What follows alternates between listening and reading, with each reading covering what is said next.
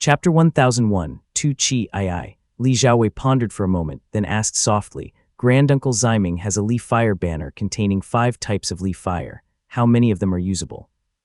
Li Xuanxuan had already anticipated this and took out a red-yellow Li Fire banner from his sleeve, speaking softly. I already asked him, though 5 Li Fires have been refined into it. Only observing Li and Lofty Li match our needs. The other 3 do not, so we are short 2 kinds. He also gave me an address in the Eastern Sea, saying there is an earth vein of Li Fire there, just right for gathering qi. Li Xiaowei thought for a moment, then immediately formed a plan. Do you recall the Yang nourishing technique? The family's only spiritual flame is Granduncle Ziming's long-marching fire essence, which was originally transformed from profound Yang Li Fire. The old man nodded in reply. By reversing the method, it can be turned back into profound Yang. That would give us one of the 2 flames we lack. Only heavenly Yang remains, so where could we obtain it? No need. Li Xiaowei shook his head. You may not have read the Yang nourishing technique closely, but heavenly Yang is also included in its transformations. We need only refine it first with profound Yang, use the Li Fire banners observing Li and Lofty Li in place, then have someone else transform the profound Yang into heavenly Yang, and we can return to continue without further searching. Good. Li Xuanxuan nodded in sudden understanding. Li Xiaowei said softly, Aunt Minggong cultivates fire arts, so she will have to make the trip to bring in Siwei and a few others to the Eastern Sea. I believe the address Granduncle gave is near the Suju Reefs, which should be safer. Li Xuanxuan, however, felt protective of his juniors and said bluntly, Minggong and Siwei already work so hard, it seems rather unfair to burden them again. Li Xiaowei said in a gentle tone, everything will be arranged properly. When the 2 return, we can take the opportunity to give them the essence-gathering pills so they can break through. Good. Li Xuanxuan visibly relaxed at that.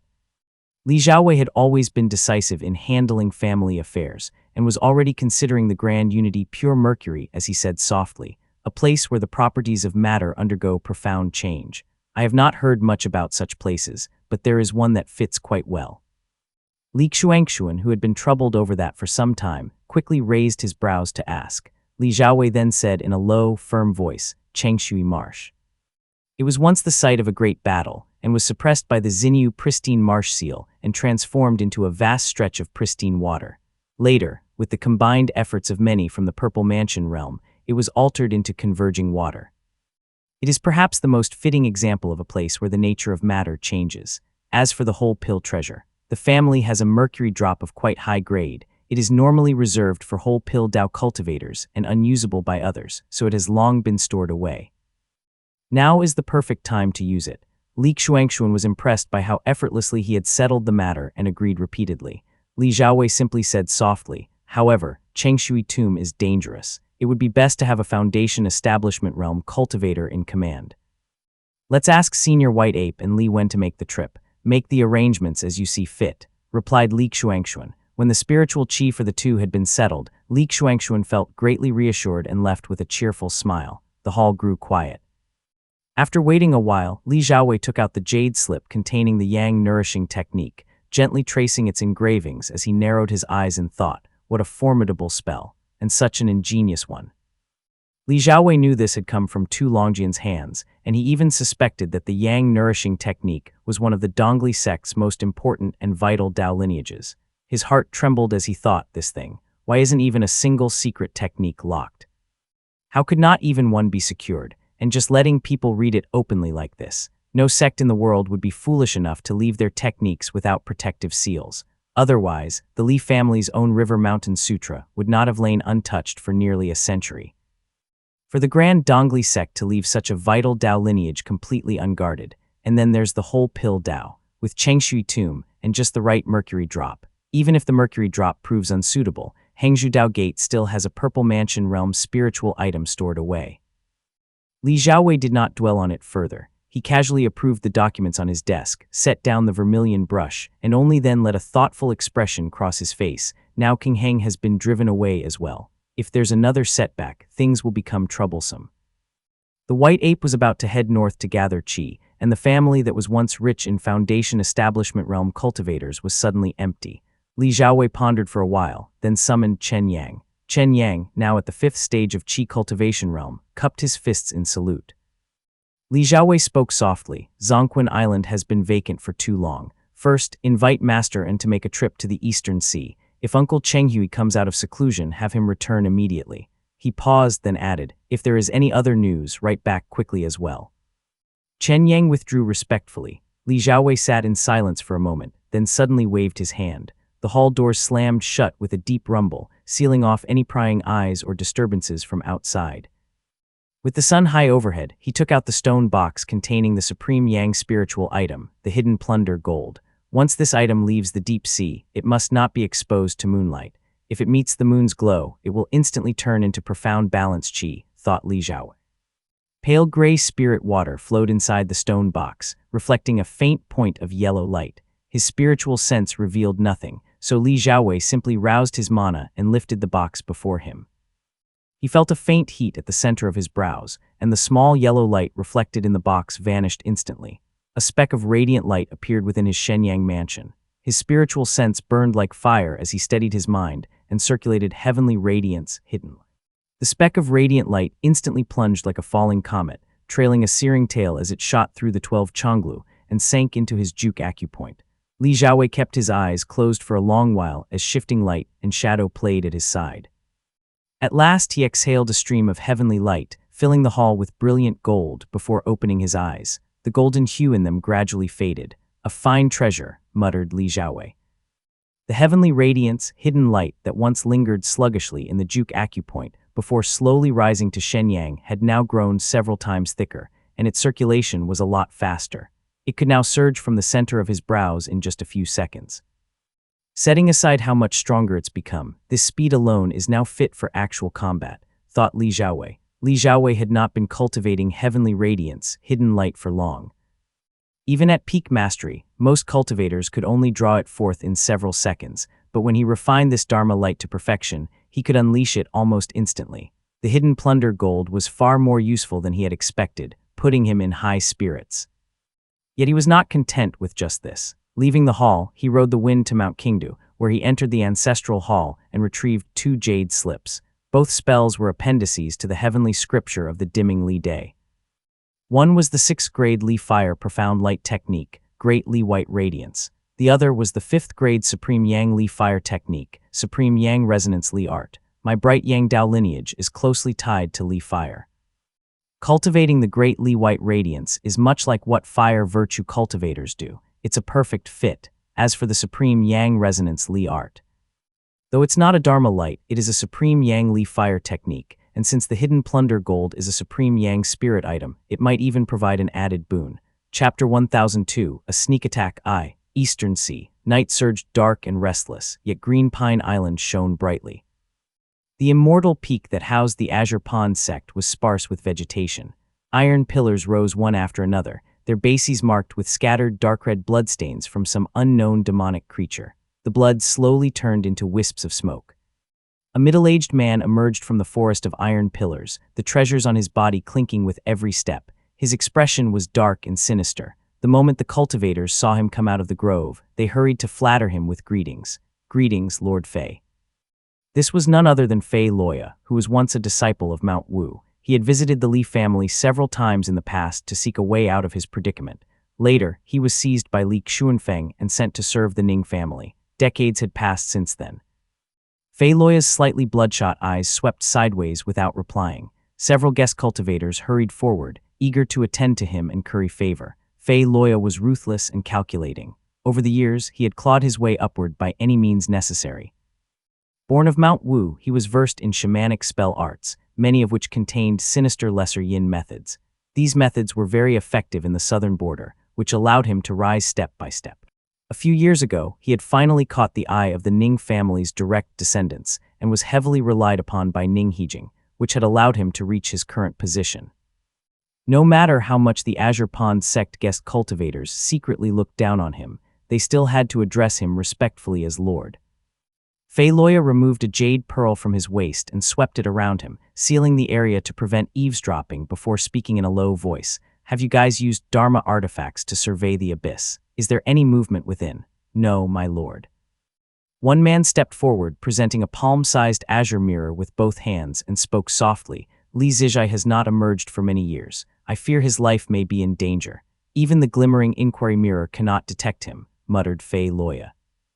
He put away the ancient Dharma artifact that resembled a mirror. Back in the day, he had been penniless and was merely a small Mount Yue tribesman. But now he was using ancient Dharma artifacts, and the many treasures on his body clinked with every step. Still a Mount Yue at heart, no matter where he goes, he can never shake the filthy habit of hanging every manner of trinket on himself. The guest cultivator kept a smile on his face while cursing inwardly. Fei Loya glanced at him without comment, then flicked his sleeve to dismiss them all before turning back toward the grove. Ning Hijing, clad in red soft armor, sat upright in complete darkness. Across from him, a plump monk sat with hands pressed together, eyes narrowed in a smile, while a small letter lay on the stone table between them. Ning Hijing remained seated, a grim expression on his face. When Fei Loya approached, he unfolded the letter once more and read it. This is a letter from within the sect. The letter seemed to have been folded dozens of times, the creases deepening with wear. Ning Hijing said slowly, Kai Fubo's people have already left the sect. The two baleful Qis and one light within the abyss had gradually calmed. Li Zijai was not yet dead, and it was only a matter of time before he emerged from the earth vein. After a brief moment of thought, Ning Hijing asked, Master Monk Liaokong, what does Kaijihu say on his side? Liaokong smiled at him with a blessed countenance and a genial air and spoke softly, Kaijihu intends to strike at Li Zijai in the Reef Sea. The grand formation is already prepared. The moment he passes through, it will be activated to kill him. Good. Ning Hijing's tone was calm as he said quietly, with you backing him, Kaijihu will have no trouble killing this man. No matter how much Si Yuanli pretends to be dead, he will have to react. Ning Hijing clearly regarded the two as his confidants, speaking without reservation in a steady voice. It is thanks to the master monk's intervention that this matter could be settled. The reason Ning Hijing now made heavy use of Fei Loya was merely because the man had some ability and had lost territory to the Li family, making him relatively trustworthy. However, the one he truly valued was the master monk Liaokong before him. After all, only an enemy's sworn enemy is worth trusting, thought Ning Hijing. Leaving aside the long-standing grudges between the Li family and Buddhist cultivators, Li Xuanfeng alone had slain 18 Buddhist cultivators by the river, which was more than enough to cement it. Ning Hijing had seen with his own eyes that Liaokong truly intended to harm the Li family and had played a major role in this matter. Taoist master Suiguan still bears the Kai surname, Buzi is away, and Yuan Ziu seems genuinely uninterested in the Azure Pond sect's leadership. But the Si family is not one to be bullied. Once Li Zijai dies, Si Yuanli will surely retaliate, pondered Ning Hijing. Liaokong wanted to eliminate his Buddhist enemies, while Ning Hijing wanted Kai Fubo and the Si family to turn on each other. Their goals aligned perfectly. Liaokong's proposal to use Kaijihu, an old brute by nature who roamed about looking for ways to harm Li Zijai, was exactly to Ning Hijing's liking. Ning Hijing had calculated the matter from all angles, leaving no doubt, and said quietly, that snake demon is nothing remarkable. The fact that it has survived the abyss for this long is already a miracle. Even if luck is on his side, with one man and one demonic creature against Kaijihu's 3, plus the master monk, and with the grand formation covering the area, how could he possibly escape? When Kaijihu kills Li Zijai, you will immediately reincarnate back to the north, and we will be in the clear. Fei Loya listened for a while, then frowned. But my lord, the abyss is interconnected and has many exits in the surrounding area. If Li Zijai returns to Green Pine Island from the abyss to recuperate instead of heading to the Reef Sea, won't the plan come to nothing? Ning Hijing laughed and shook his head in reply, that is where you do not understand. The plump monk at the side gave him a meaningful glance and shook his head before replying, benefactor. This is something I calculated a few days ago. I would have needed something he had used personally, but unfortunately, Changshan Peak cannot be entered. Fortunately, Li Zijai once lived on Kingsui Peak. Using an item belonging to him obtained from Peak Master Yuan of Kingsui Peak, I was able to calculate that Li Zijai has already arrived at the Reef Sea. In fact, the fellow has been there for some time now, secretly tending to his injuries. I am just about ready to take my leave of you two and head there myself. Ning Hijing then smiled at Fei Loya and said, I only just learned of this myself, which is why I had not told you before. Fei Loya suddenly saw the truth of it, repeatedly praising their cleverness, making the two burst into hearty laughter. Yet inwardly, the Mount Yue man felt a chill. He doesn't actually trust me. Fei Loya did not believe for a moment that he had just found out. It turned out he had been sent to toil over the various veins of the abyss, using Dharma artifacts to search everywhere, solely to mislead others, himself included. The Mount Yue man stood quietly, his mind churning with thoughts, though his expression remained calm. Chapter 1003, A Sneak Attack II, Reef Sea. The Reef Sea lay at the edge of the Unison Sea, where the waters were shallow and reefs were in abundance. Li Zijai emerged from the nearby seabed. He had hidden in the abyss for such a long time, but he was still in decent condition. On the other hand, Li Wuxiao remained listless and had yet to recover. The old demon had only just taken on human form. His face was pale and his movements labored, so he stayed behind in a temporary cave dwelling at the exit to recuperate. The dawn rayfish, Li Qiyan, had also managed to recover somewhat. The orange celestial plumes on its cheeks shone brighter than before. Now in its true form, it traveled north alongside Li Zijai, man and rayfish turning into a streak of heavenly glow that moved at astonishing speed. Li Zijai glanced at the map in his hand and said softly, "The nearest market is just ahead. After being inside for so many years, I've used up all my pills. I should buy some more so Wuxiao can heal." He seemed unguarded, yet his gaze would occasionally sweep over the reefs beneath his feet as if searching for something. After flying for a short while, he saw the seawater below suddenly roil as several streaks of white light shot skyward, condensing into a brilliant white barrier. Li Zijai. The thunderous shout rang out, and Li Zijai reined in the dawn rayfish, raising his brows as several figures rose from the sea's surface. The leader, with a mid-stage Foundation establishment realm cultivation, a rugged face, and a look of smugness, could only be Kai Jihu. Behind the man stood 3 guest cultivators. There were 2 mid-stage Foundation establishment realm middle-aged men in red robes, and 1 late-stage Foundation establishment realm old man in white robes. They were all familiar faces. Li Zijai recognized them as Kai family confidants. Guest cultivator Zhao, who practices bright yang, Xia Yun, who cultivates molten fire, and the Mount Yue man Wu Weibai, who is stationed in the outer seas. Li Zijai glanced at them without fear and said with a smile, "If there's anyone else, come out as well. You." Kai Jihu had disliked Li Zijai for a long time. Now, seeing the fearless young man fearless riding such a large dawn rayfish, his smugness quickly shifted to caution, and he kept silent. He first probed with his spiritual sense and found that the dawn rayfish was only at the mid-stage of the Foundation establishment realm. Relieved, he gave Li Zijai no chance to speak, his expression grave as he called out, "Attack." In an instant, 3 beams of Dharma light swept toward Li Zijai. One was as bright as sunlight and extremely fast, one blazed like fire as it enveloped the space around him, and the last was cold and pure, slithering through the air like a venomous snake. The 3 behind Kai Jihu were not only guest cultivators of the Azure Pond sect, but also Kai family confidants. Their 3 beams of Dharma light were dazzling and extraordinary, while Kai Jihu himself stood in full battle readiness, his hands forming seals quickly as dense spiritual chi surged around him. "Good," Li Zijai praised as he lightly patted the dawn rayfish beneath him. The spirit beast vanished in an instant, and a cauldron-shaped heavenly glow appeared in his hand. Lifting his sleeve, he gave it a gentle flick, calamity-dispelling heart cauldron. The beam of Dharma light that was as bright as sunlight had only just reached him when it was instantly drawn into his hand like a great whale gulping water, vanishing without a trace. With another flick from Li Zijai, it burst out again with a dazzling brilliance, slamming into the fiery red Dharma light and shattering it into fragments of flame. Before the 3 could finish their probing exchange, Li Zijai had already dissolved into several streaks of heavenly glow, leaving the remaining Dharma light to flail about like a headless fly. What an impressive spell art. The only late-stage Foundation establishment realm cultivator among the 4, the old man Wu Weibai, let out a sigh. His Dharma sword flew forth, but it seemed to collide with something moving incredibly fast midway, wobbled, and bounced back into his hand. 2 streaks of heavenly glow appeared in the opposite direction. Li Zijai's figure flickered once in the air. He sheathed his sword and vanished once more into the sky. His footwork technique has reached an exceedingly refined level. The 4 froze for a moment. Wu Weibai had seen Lingu Xia in his youth and knew well just how troublesome such heavenly glow techniques were. Heavenly glow techniques always came and went without a trace. He said in a deep voice, "Your Highness." Kai Jihu was a little unwilling, but still took a mirror from his sleeve. He had thought he might not even need to use it, yet he was forced to after just one exchange, which left him feeling somewhat embarrassed. Buzz, the mirror was indeed no ordinary object. As soon as it was brought out, a speck of roaming heavenly glow appeared within the grand formation, and a shaft of supreme yang light rose from the mirror, cleaving toward it. Kai, the mirror's perception was formidable, though the Dharma light it produced was much weaker. When it struck the heavenly glow, it vanished without a trace.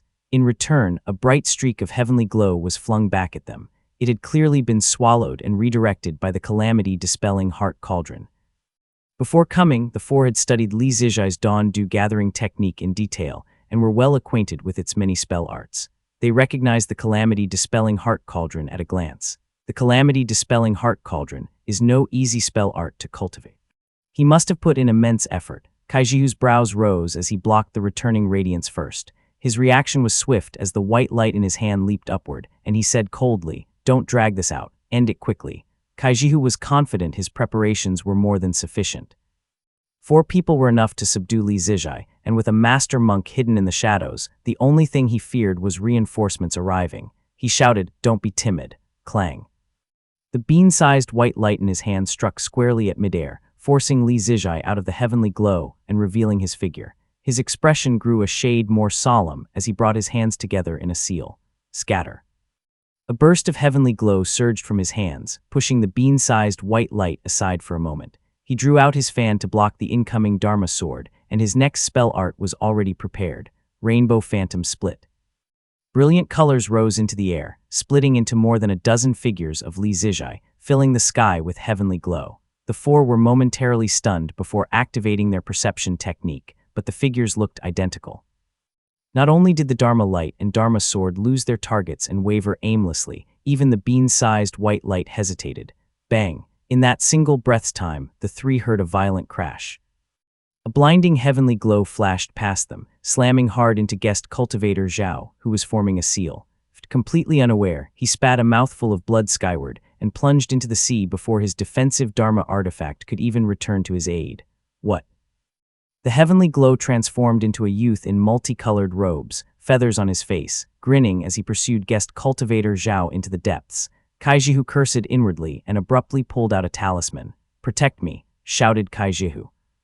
He infused it with mana, only to see the 2 behind him busy hacking at the clones in the sky. He cursed furiously at them just as several streaks of heavenly glow rose before him. A speck of orange-yellow light flickered twice, stinging his eyes painfully. Not good, thought Kaijihu. He suddenly felt his hand close on nothing as the talisman vanished without a trace. Tears sprang from the pain in his eyes, and when he finally managed to see clearly, each of the remaining figures of Li Zijai was holding a talisman in their hand. In the next moment, the dozen figures of Li Zijai all cast their spells together, turning into more than 10 orange-hued illusions that vanished, leaving only drifting heavenly glow roaming the formation. The first spell art Li Zijai had ever practiced was floating light gathering. It was not only the heavenly glow's greatest specialty, but also his own. After years of refinement with Talisman Qi, he had brought it to the realm of perfection. The 2 guest cultivators behind him hurried to shield him. Wu Weibai sighed inwardly and transmitted quietly using mana. "Your Highness, this floating light gathering technique of his is truly formidable. If you plan to use talismans, you should inform us beforehand." Though Kaijihu had warned them earlier, this could hardly be blamed on the 2. Knowing the opponent possessed a gathering technique, he should have stepped behind them before taking it out, rather than announcing it after it was already in hand. Wu Weibai's words were tactful enough, but Kaijihu failed to realize it was his own lack of dueling experience. He silently blamed the 2 behind him as a stifled anger welled in his chest. Yet, at the same time, he was secretly alarmed by the depth of Li Zijai's spell arts. I've never heard that Li Zijai had such a high innate ability in spell arts. He's hidden it well. Chapter 1004, A Sneak Attack, III. Good talisman, thought Li Zijai. The talisman Kaijihu had taken out was extraordinary. It had a pale blue and white base with gold paint forming the script. Its grade, symbols, and incantation were unknown, making it impossible to use. Li Zijai did not give it another glance. Forming a spell art with his hands, he raised his thumb, tapped 2 fingers in succession, then shifted into a 2-finger transformation seal. First, he pointed at the northern falling clouds, then at Xia Mountain in the east, 3 gleams of radiance. Emerald green, earthy brown, and profound gold rose from his fingertips. The 3 could hardly stand by and watch him cast spells. Kaijihu immediately raised his hand, and a gleaming white, needle-shaped Dharma artifact appeared in his palm. Mana flowed and gathered into it, yet he did not know which target to strike. Wu Weibai was at a loss for words, his heart stifled with frustration. Back then, when I told you to diligently train in understanding the properties of spell arts, You dozed off day after day, only wanting to practice arts of great destructive power. Now you're getting your retribution. By rights, a Dharma artifact used for this kind of scan should not only be able to pierce Li Zijai's whereabouts, but also distinguish between these illusionary clones. Yet of all things, Kaijihu had to bring a bright yang heavenly light Dharma artifact, the clear serenity mirror. There were many spell arts capable of producing illusionary clones, but when using a Dharma artifact to examine them, heavenly light and heavenly glow types were mutually obscured and could not see through each other. If only you'd brought the glimmering inquiry mirror or the Teiyu sword. There'd be no need to waste time dealing with these clones. Wu Weibai silently grumbled to himself, unaware that Kaijihu, though keeping a calm expression as the radiant mirror floated above his head, was inwardly cursing his luck. However much of a wastrel he was still at the mid-stage Foundation establishment realm now. How could such an oversight happen? Kaijihu thought. Ning Hijing borrowed the glimmering inquiry mirror, and the Teiyu sword was taken by the Lingu family to the southern sea for demon slaying. The clear serenity mirror is better than having nothing at all. Wu Weibai shot him a glance but kept his hands moving. Being older, he had mastered many spell arts. He had already begun forming seals, and now he raised his sword to his lips and shouted, "Endless longfare, exhale into apricot light." Command, a stream of apricot yellow flame burst from his mouth, swelling rapidly in the air into a bright, round sphere. In the blink of an eye, it was as if a silver bottle had shattered in the air, releasing countless streams of apricot light leaf fire. The surging flames spread, forming a round expanse of apricot yellow. They swept across the dozen figures of Li Zijai, which were forming seals and treading on heavenly glow. Xia Yun was overjoyed, waving his hand to cut apart the approaching glow and calling out, "Senior, what an amazing spell art." But then Li Zijai formed a seal with one hand and brought the other together. The dozen clones simultaneously swept their sleeves, casting shimmering lights before them, blocking the surging apricot yellow flames. Wu Weibai's expression changed. He had crossed swords with Lingu Xia before, and had even personally shattered her heavenly glow clones. How could there be such a thing as a heavenly glow clone still capable of casting spells? There was no time to react. Kaijihu could only hastily release the spell art in his hands, only dispersing one clone. Xia Yun was still controlling his Dharma artifact, chasing after the clones to destroy them, when Wu Weibai shouted, "Defend quickly." But Li Zijai had already completed his spell seals. 90% of the rainbow phantoms in the formation had been dispersed, with only 2 remaining, positioned with his true body in a triangle within the formation. The heavenly glow grew dim and hazy. "Morning rainbow lure," exclaimed Li Zijai. The 3 gleams, emerald green, earthy brown, and profound gold, leaped up together, crossing midair and flashing down upon Kaijihu. But the burly man's expression lit up with joy as he shouted, "Good." The jade pendant around Kaijihu's neck exploded with a bang, releasing a bright yellow halo that condensed in midair into a 3-tailed feathered beast. It pounced forward like a predator, latching onto the heavenly glow. All 3 were delighted at the sight. Li Zijai's heavenly glow spell arts came like a typhoon. Wu Weibai was better prepared, having already brought out his Dharma artifact and talismans, but Xia Yun was so frightened that his soul nearly fled his body. He was the only soft target of the 3. Following the logic that it is better to break 1 finger than to injure 10, killing him first made the most sense. Since he had not known the depth of the heavenly glow's power, how could he not be afraid? Yet Li Zijai had chosen Kaijihu instead. As a direct descendant of the Kai family, he had treasures to protect him, and the heavenly glow was instantly restrained. Kaijihu rejoiced, and Wu Weibai grew suspicious. However, Xia Yun was the most elated, raising his Dharma sword to cast a spell as he laughed. "What kind of thing do you think you are?" He pierced through a heavenly glow clone with one sword strike, only to hear Wu Weibai cry out in alarm, "Not good." The old man drew his sword and leaped forward, but with a clang, it was blocked by a fan radiating a deep blue light. A glint of gold flashed from within the emerald green, earthy brown, and profound gold gleams, and Li Zijai suddenly appeared before Kaijihu, standing with his hand on his sword. "This is bad," exclaimed Wu Weibai. Though the 3 had witnessed his skill in spell arts, they had not forgotten that the Li family was a family of sword immortals. What's more, throughout the earlier exchanges, Wu Weibai's swordsmanship had been dismissed by Li Zijai as easily as swatting away a joke, proving his mastery in the way of the sword. The Dharma sword worn by this Changshan peak master was certainly not for decoration. Too close, thought Kaijihu. When his opponent appeared before him, Kaijihu's hair stood on end. He hastily reversed his spell art, forcing his mana to dissipate the fire art he had condensed in his hands, and slammed his spiritual sense into the necklace at his neck. Return. Kaijihu hurriedly summoned the three-tailed feathered beast back into the jade. Seeing his master in danger, Wu Weibai bit the tip of his tongue, spitting out a mouthful of essence blood as he shouted, "Ha!" Wu Weibai was indeed a seasoned cultivator. His shout rang out like thunder, condensed into a single thread of sound that struck right beside Li Zijai, making him freeze abruptly. Kaijihu finally seized the opportunity, his heart easing as shock turned to joy. A perfect chance, thought Kaijihu. Wu Weibai had halted Li Zijai's advance at the cost of injuring himself. The three-tailed feathered beast, suppressing the tricolored heavenly glow in midair, vanished in an instant and reappeared before Kaijihu, baring its fangs and claws, roaring at empty. It spewed a mist of golden light straight at Li Zijai's face. "He's been struck by the jade's condensed Mangjin feathered beast. The match is decided," exclaimed Kaijihu. Kaijihu knew the treasure's worth. This jade had been passed down from his forebears, once it had been acquired from a grotto heaven, and depicted the long-extinct gold-feathered beast. One breath of its dense mist was enough to kill an ordinary Foundation Establishment realm cultivator. Even with Li Zijai's profound cultivation, he would fare no better. Chapter 1005, A Sneak Attack IV. What a stroke of fortune, thought Kaijihu. By pure accident, he had dealt Li Zijai a heavy blow, but before the joy could bubble up on his face, it was replaced by astonishment instead. The Li Zijai before him dissolved completely, like sunlight melting the last snowfall. A clone. Wu Weibai's pupils dilated sharply, and only one thought remained in his mind, the clear serenity mirror. Sure enough, the reflection in the old man's eyes revealed the golden gleam of gold in cloud. A fair and strong hand gradually emerged from nothing, flinging a stream of heavenly glow that pressed down upon the white, crystal-clear mirror Kaijihu had left suspended in the air, floating light gathering. Kaijihu's focus had been entirely on the three-tailed feathered beast.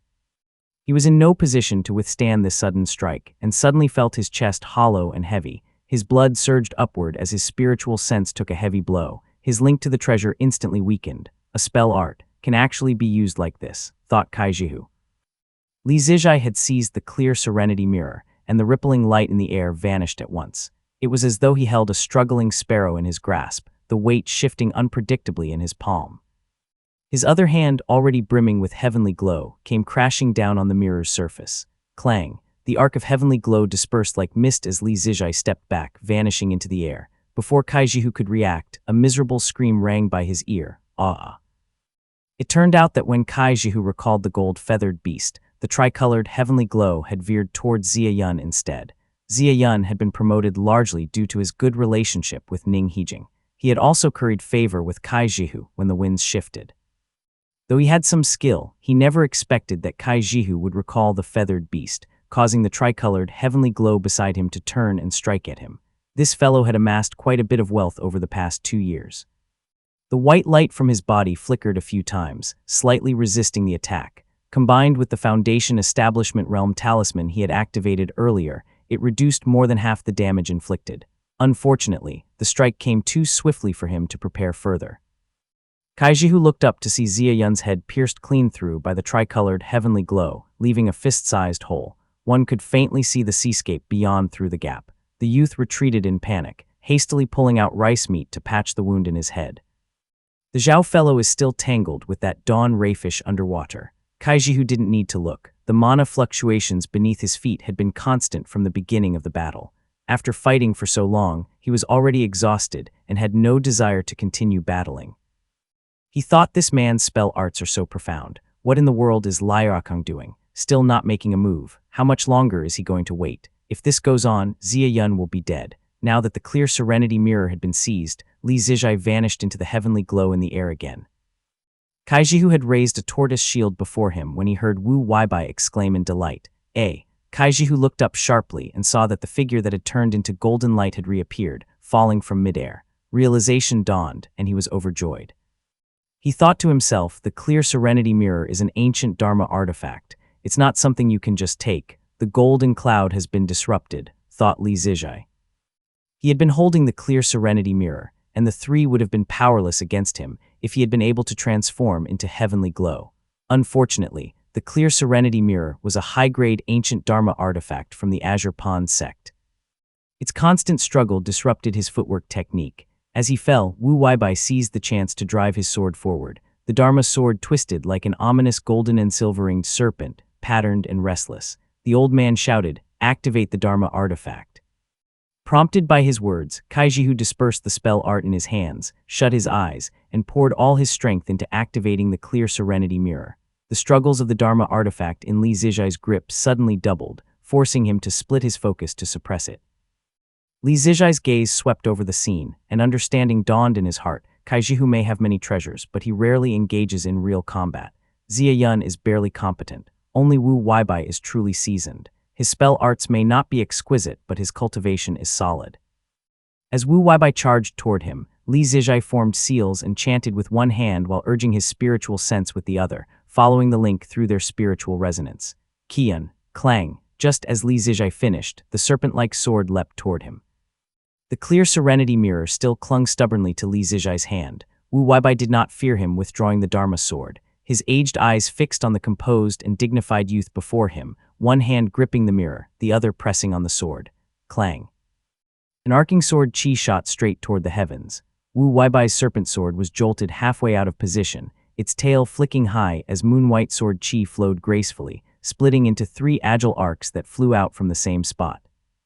The 2 moon gate sword forms Li Zijai executed were not as sharp and ethereal as those of Li Zijin, but they were perfectly fluid. Wu Weibai did not understand sword techniques, and his weapon leaned more toward a Dharma artifact than a true sword, causing him to flounder under the assault. Boom. The seawater shook as snow-white water surged into the sky. A stream of heavenly glow burst through it. The Dawn Rayfish, Li Qian, and Li Zijai crossed paths in midair, and the clear serenity mirror changed hands, falling into the Dawn Rayfish's grasp. Freed from his restraint, Li Zijai instantly activated Golden Cloud, his figure splitting into dozens of heavenly glow streams that soared and circled within the formation. He got away. Li Qian gripped the clear serenity mirror just as the guest cultivator Zhao burst out of the water.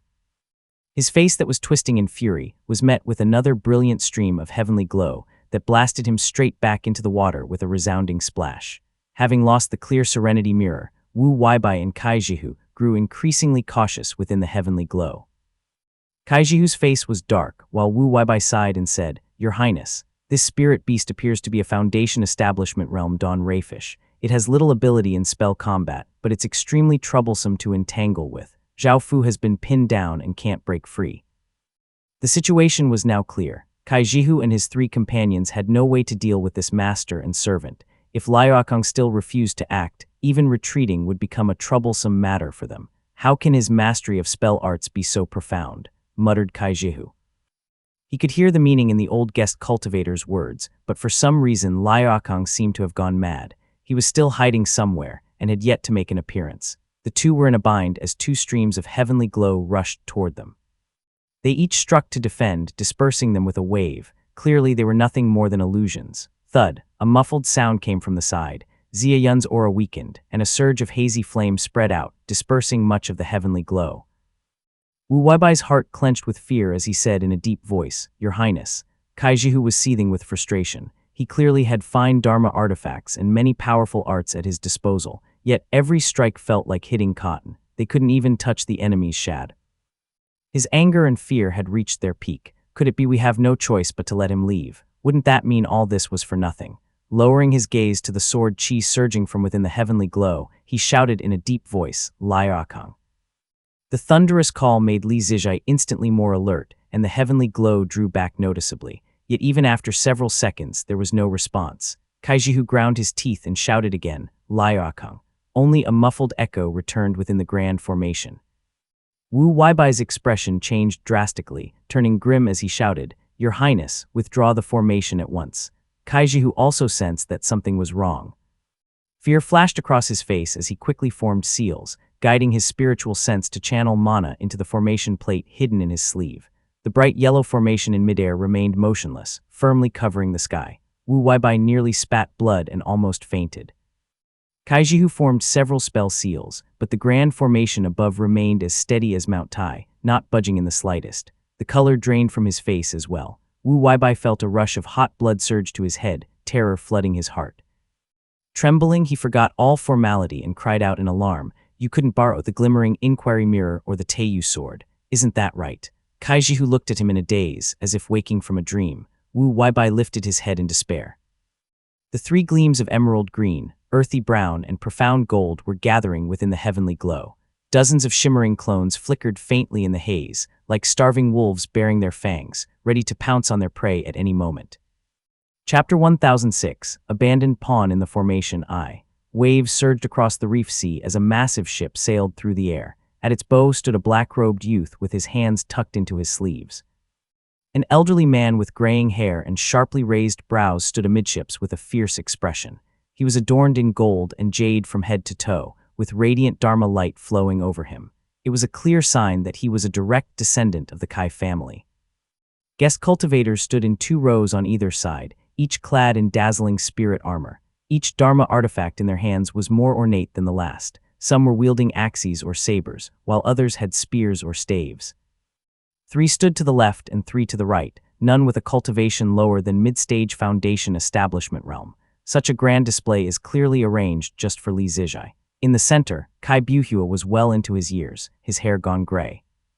Surrounded by foundation establishment realm cultivators, he wore a faintly anxious look, occasionally casting glances over the sea before finally speaking in a deep voice. Why has he still not arrived? Be at ease, senior. Li Yuanqin chuckled lightly and said offhandedly, there's more than enough time. The monk Ning Hijing sent may be formidable, but Li Zijai cultivates the heavenly glow Dao. It won't be so easy for him to lose his life. Kai Buhua glanced at the black-robed youth, at last revealing a trace of satisfaction, and said with a nod, we misjudged you earlier. You deserve much credit in this matter. Kai Buhua held considerable status, so Li Yuanqin merely responded politely. Kai Jihu was rash, domineering, and often ruined matters. While Kai Fubo outwardly respected him as a senior, in truth he disapproved and rather disliked him. On the other hand, Kai Buhua was Kai Fubo's trusted aide, and both steady in conduct and the strongest cultivator in the Kai family.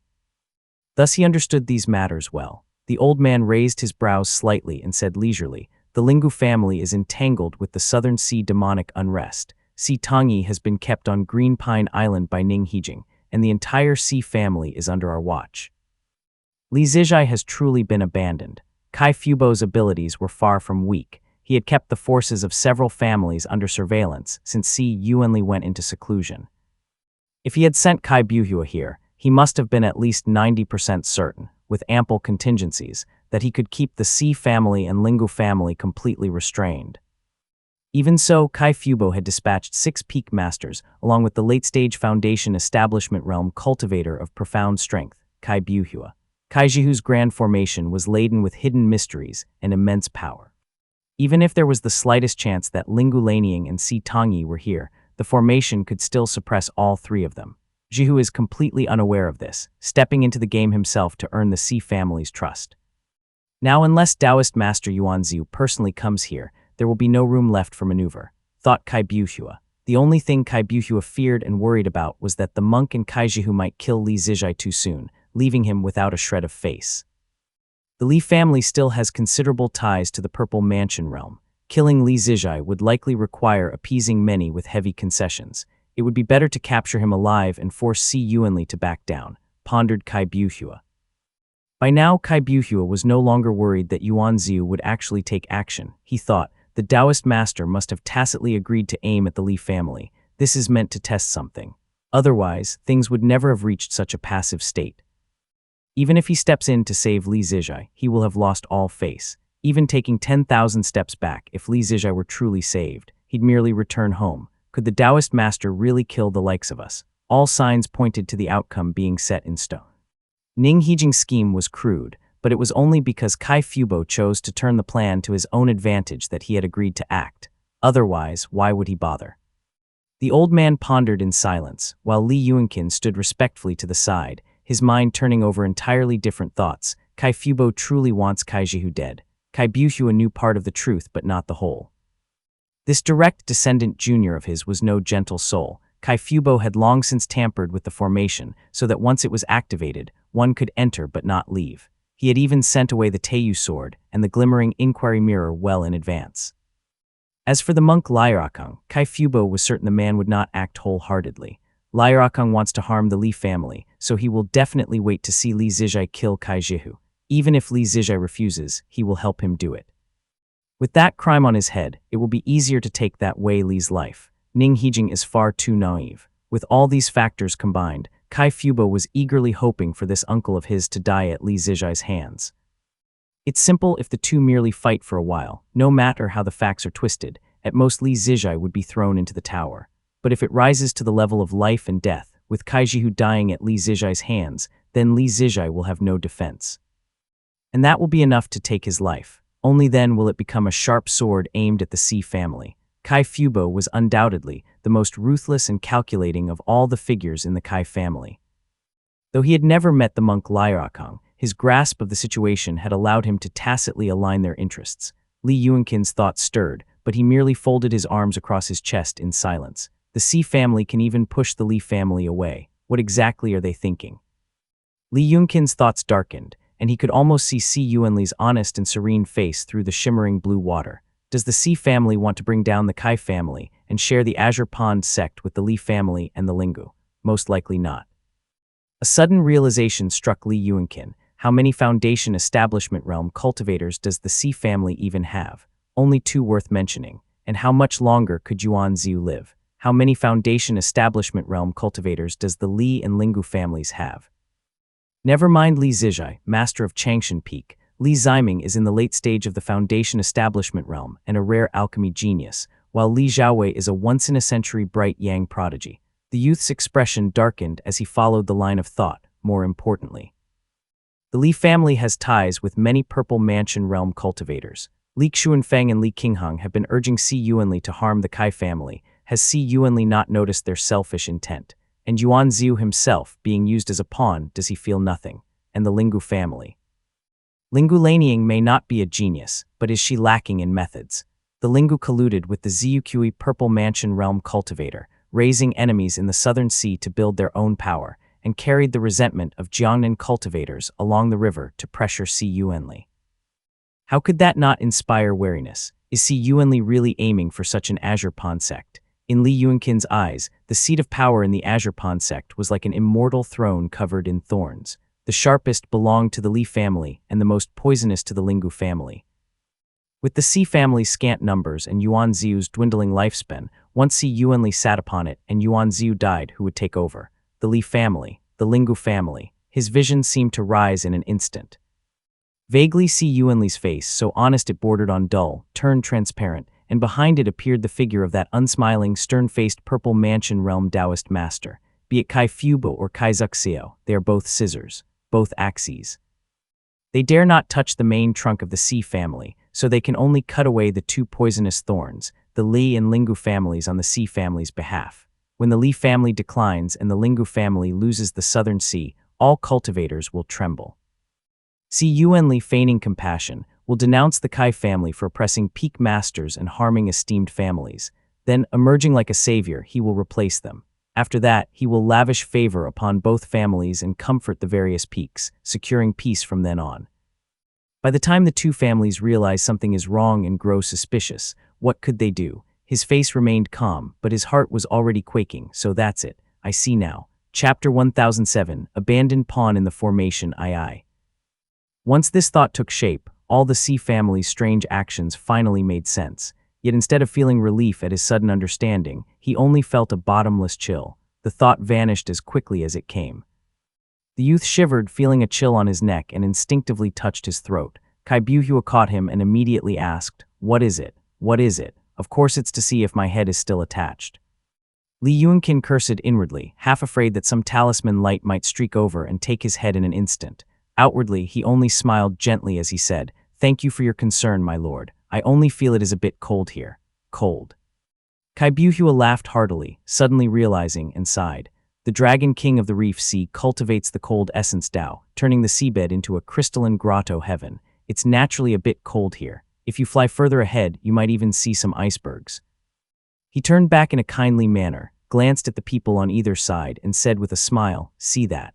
I forgot that Yuanqin is still a Qi Cultivation Realm cultivator, whereas we Foundation Establishment Realm cultivators naturally feel nothing.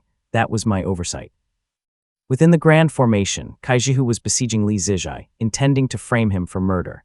Li Yuanqin's testimony would be indispensable, and Kai Buhua kept that in mind. Li Yuanqin is, after all, Li Zijai's family uncle. He's a key figure.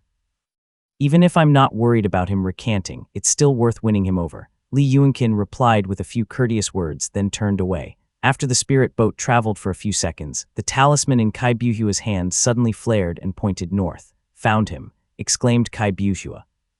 He was overjoyed and quickly steered the spirit boat in a new direction to give chase.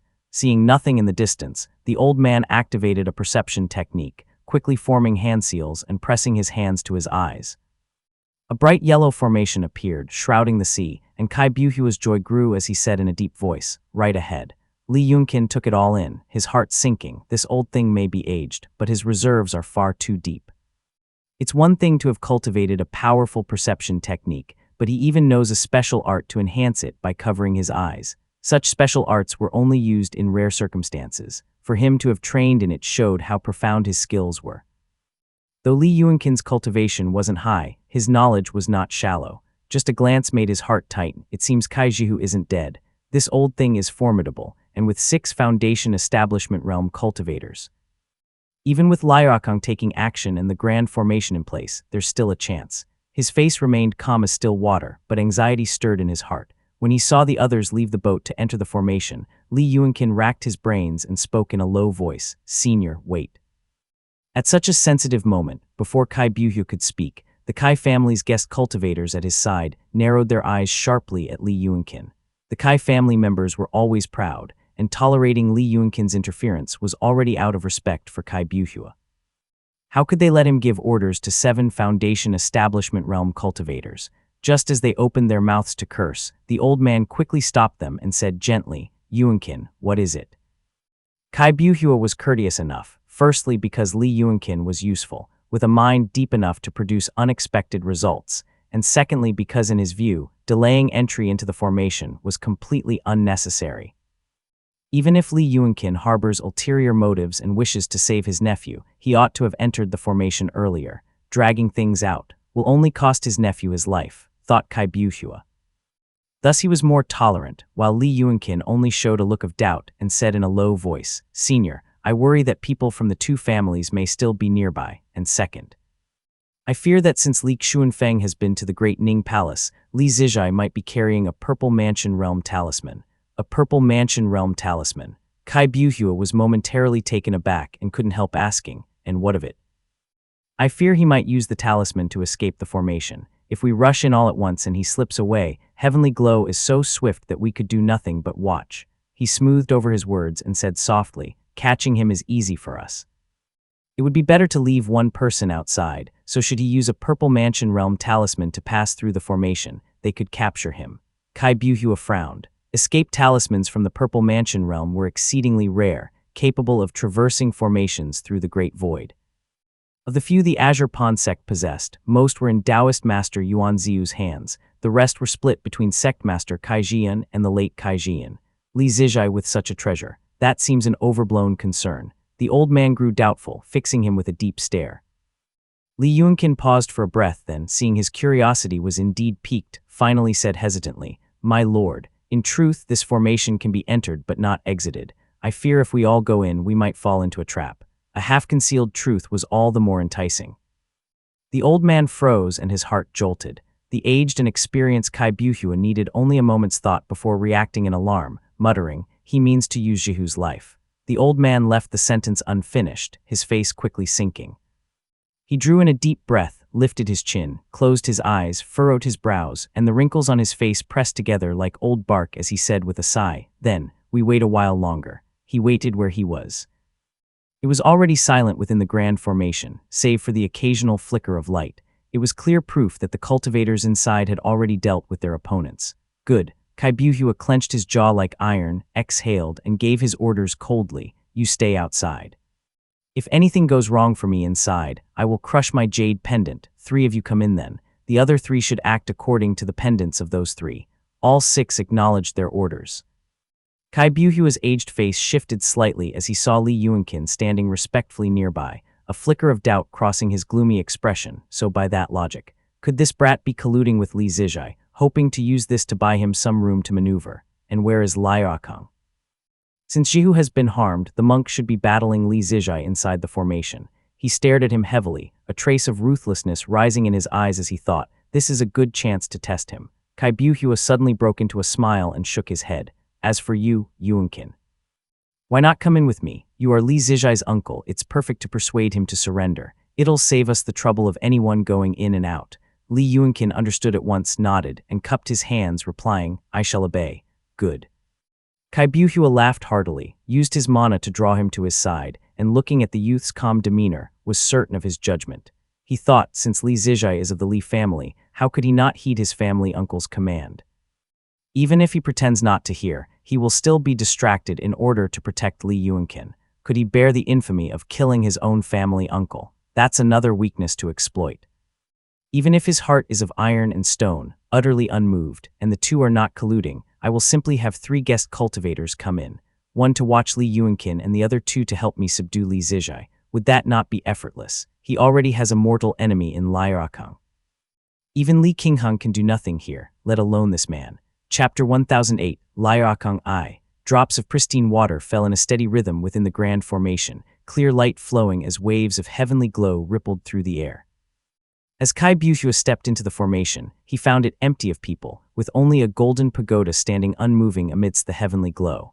That must be Liaokang. Kai Buhua needed no further inspection to know that Kai Jihu, Wu Weibai, and the others were dead beyond doubt. Suppressing the grief in his heart, he immediately activated the formation, the light in his pupils swirling as he covered his eyes to enhance his vision. His perception technique was profound indeed, and it allowed him to faintly glimpse figures moving within the heavenly glow. The silhouette of a monk appeared within the pagoda, and his resounding voice rang out, Senior, this man is cunning. I can't hold him, strike quickly. Forming a spell seal, Kai Buhua summoned the glow of pristine water into both hands. Looking up, he saw Li Zijai speeding toward him. It was only after blocking the hazy heavenly glow that he caught a tricolored heavenly glow streaking toward him at astonishing speed out of the corner of his eye. It was aimed directly at Li Yuanqin in his grasp. This was outside Kai Buhua's expectations. He faintly heard the youth's voice, refined yet ice-cold. I'll rid Lord Chuanfeng of you, unfilial wretch, first. Damn you. Kai Buhua heard the curse, and in the space of a breath hesitated between saving or not saving him. But the tricolored radiance was unbelievably fast. In the blink of an eye, it was before Li Yuanqin's face, piercing straight toward him. Boom! The white light flaring from Li Yuanqin's body held for only an instant before shattering like an eggshell. The golden pagoda hurried to catch up with the heavenly glow, finally pinning it down for the moment and producing an ear-piercing screech. That Azure Pond sect man. Damn it, why bring a mere chi cultivation realm brat in here? Muttered Liaokang. Clearly, Liaokang had no idea why Kai Buhua had brought Li Yuanqin inside. But when he saw Li Zijai aim to kill the very moment he saw him, he could tell this man's identity was anything but simple. In keeping with his principle of thwarting the enemy, Liaokang intercepted the heavenly glow, set the pagoda before the two, and descended alongside it. Kai Buhua's eyelids twitched, and Li Yuanqin had already broken out in a cold sweat. Since the youth's appearance did not seem feigned, the old man finally let out a breath and said coldly, Monk, help me capture him, and I will let you go. The Azure Pond sect's main bloodline and direct descendants had been almost entirely annihilated by Buddhist cultivators at Mount Bianyan, so how could Kai Buhua harbor any goodwill toward them?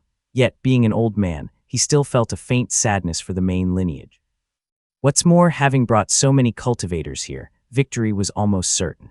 If not for Liaokang being the Li family's mortal enemy and capable of causing them trouble, the monk's unpredictable nature would have made Kai Buhua consider killing him as well. Liaokang immediately detected the hostility in his tone. The plump monk's expression shifted slightly, but he swallowed his anger and said quietly, Who is this chi cultivation realm brat anyway? He's getting in the way. He's his blood relative. Kai Buhua replied, and Liaokang's eyes lit up instantly as he said delightedly, Good, good. Well played, senior. I have a way to deal with him. Kai Buhua originally had no need for the monk, but fearing that Li Zijai might seek death, it was not a bad idea to have Buddhist methods on hand. He said coldly, Make it quick. Liaokang immediately activated the golden pagoda, raising a shield of golden light, then took a golden bead from his sleeve and swallowed it. His mana surged and poured into the pagoda, which instantly blazed in brilliance, like a golden sun with shimmering ripples of radiance. Not bad, he has some skill, thought Kai Buhua. Kai Buhua felt heat feather his face. While Lyrakang was focused on casting his spell, the tricolored rainbow light slipped out from beneath the pagoda. The old man pulled a green goblet from his sleeve, infused it with pristine water mana, and tossed it lightly. The goblet immediately flipped upside down, the bright flood dragon patterns upon it releasing a burst of azure light that swept away the heavenly glow around them. Drawing in mana, it captured the tricolored rainbow light, the morning rainbow. Li Zijai's second spell wove through the heavenly glow, and while Kai Buhua locked onto it with his spiritual sense, he caught a glimpse, out of the corner of his eye, of a faint smile crossing the black-robed youth's face. The old man moved like a striking snake, the wrinkles on his face bunching up all at once as his head turned at an unnatural angle. His aged eyes bored into Li Yuanqin as he asked, "Yuanqin, what are you doing?" Li Yuanqin had drawn out a jade talisman from beneath the cover of his robe, already filled with mana, and said softly, "My lord gave me the formation talisman, so I can seal the formation's entrances and exits." Oh. Kai Buhua's aged face twitched, and in a flash of insight the truth struck him. Fubo feared I might save Jihu, feared I might feel that when the lips are gone the teeth grow cold, and one day be abandoned myself. So he gave the talisman to him. I would never have known this. He had the talisman yet did not use it, and deliberately revealed it to me in order to draw the 6 men away. The grand formation in the sky locked in place, 8 formation patterns arrayed in its corners, each glowing and dimming in turn. He was clearly sealing it from both inside and out, preventing any entry or exit. The old man's face darkened at once. So what? How long can this formation hold off 6 men? Once Lyrakang, Li Zijai, and I exchange blows, you'll have no life left to speak of. His mind swirled with suspicion as he looked on coldly without a word. Lifting his hand, he sent a fierce gust sweeping toward Li Yuanqin, ready to kill him with a single casual strike and snatch back the formation talisman. Suddenly, waves of golden light surged forth, and the golden pagoda that had hovered in the sky for so long burst into multicolored brilliance, crashing down from above. Caught off guard, Kai Buhua's face finally showed an expression of utter disbelief and shock. How is this possible? But the golden pagoda had already struck the green goblet squarely and knocked it askew with a teeth-grating creak. The mist-like azure light instantly dispersed, and the heavenly glow beneath darted into the haze like a cunning fish. At that moment, a sword light that had lain in wait within the haze suddenly flared. A chill crept up Kai Buhua's neck and a cold shiver spread across his back. That must be the second tricolored rainbow light from earlier, now upon him. How could this be? Of all the people who might betray him, Lyrakang was the last he would have suspected. He would sooner believe one of the 6 men outside to be a Sea family spy than ever suspect the monk. The Tao of Emptiness lost 18 disciples to Li Xuanfeng, and they've been mortal enemies with the Wei's Li alliance for generations. Even harming 1 or 2 Li family member would bring you great benefits. How could you possibly help Li Zijai? Have you gone mad? Kai Buhua roared half a sentence, the rest still lodged in his throat, for not only had the golden pagoda slid sideways toward him, the monk had also thrown a punch. The truly deadly threats were the sword chi and heavenly glow rushing at him head-on. The jade talisman on his body shattered, and the 3-tailed feathered beast appeared before him, spewing out yellow chi to block the sword light. Gathering all his mana into his 2 fingers, Kai Buhua thrust them toward the heavenly glow approaching from behind. Puff. The fierce heavenly glow made only a muffled sound before vanishing, turning into a dawn rayfish that dove into the sea. Kai Buhua had never imagined such a creature was involved, and before he could withdraw his spell, the 2 tricolored heavenly glows had already reached his back. Swallowing blood in secret, he drew back his magic to block them. Chapter 1009, Lyakang II, Floating Light Gathering. But at that critical moment, the old man's spiritual sense suddenly jolted. Li Zijai had timed his strike perfectly. A spell struck the green goblet, knocking it out of Kai Buhua's spiritual awareness. This was more than just losing a Dharma artifact. It caused him to falter for half a step, allowing the whistling golden pagoda to strike him squarely. Puh. Kai Buhua's Dharma robe managed to block the pagoda, but deep as his foundations were, it still forced blood from his mouth and interrupted his spell. Before he could react, both his arms were cleanly blasted apart by heavenly glow, dissolving into countless droplets of pristine water. In an instant, the battle had turned sharply against him. Li Zijai had long since studied Kai Buhua and knew this elder was advanced in years, highly skilled in spell arts, and a direct descendant of the Kai family. Protective arts aside, the grade of his spells would certainly surpass Li Zijai's own.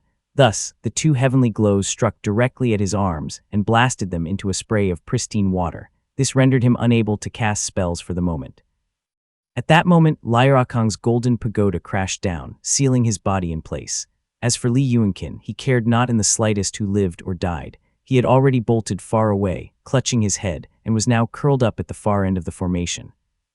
In a Foundation establishment realm cultivator's duel, even without considering the aftermath, the sheer rain of pristine water alone was enough to make him suffer a great deal, as it drenched him in stinging pain.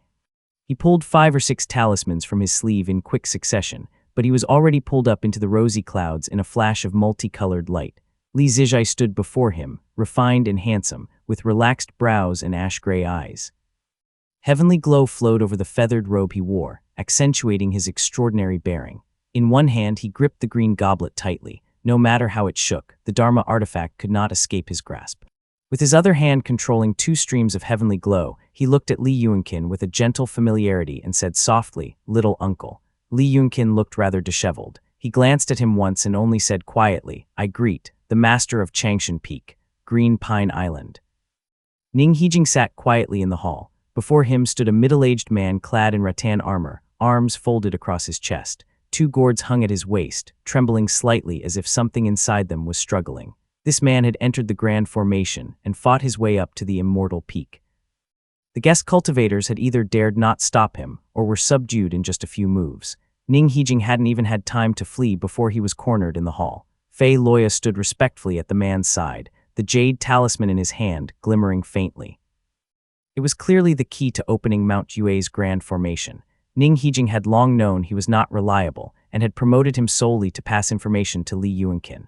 Now, he showed no surprise, merely closing his eyes slowly and sighing, "Senior Lingu."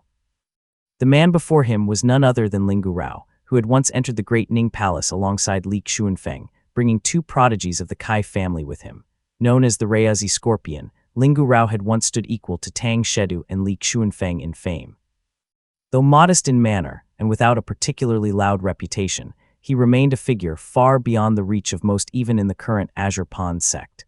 It had taken barely over 10 exchanges for him to injure Ning Hijing. The Foundation establishment realm's spirit scorpions within the gourd had already stung him, and now he could only sit in the main seat awaiting death. The Lingu family, colluding with the Lin family, so that's how they saved your life. No wonder. Lingu Rao didn't so much as move.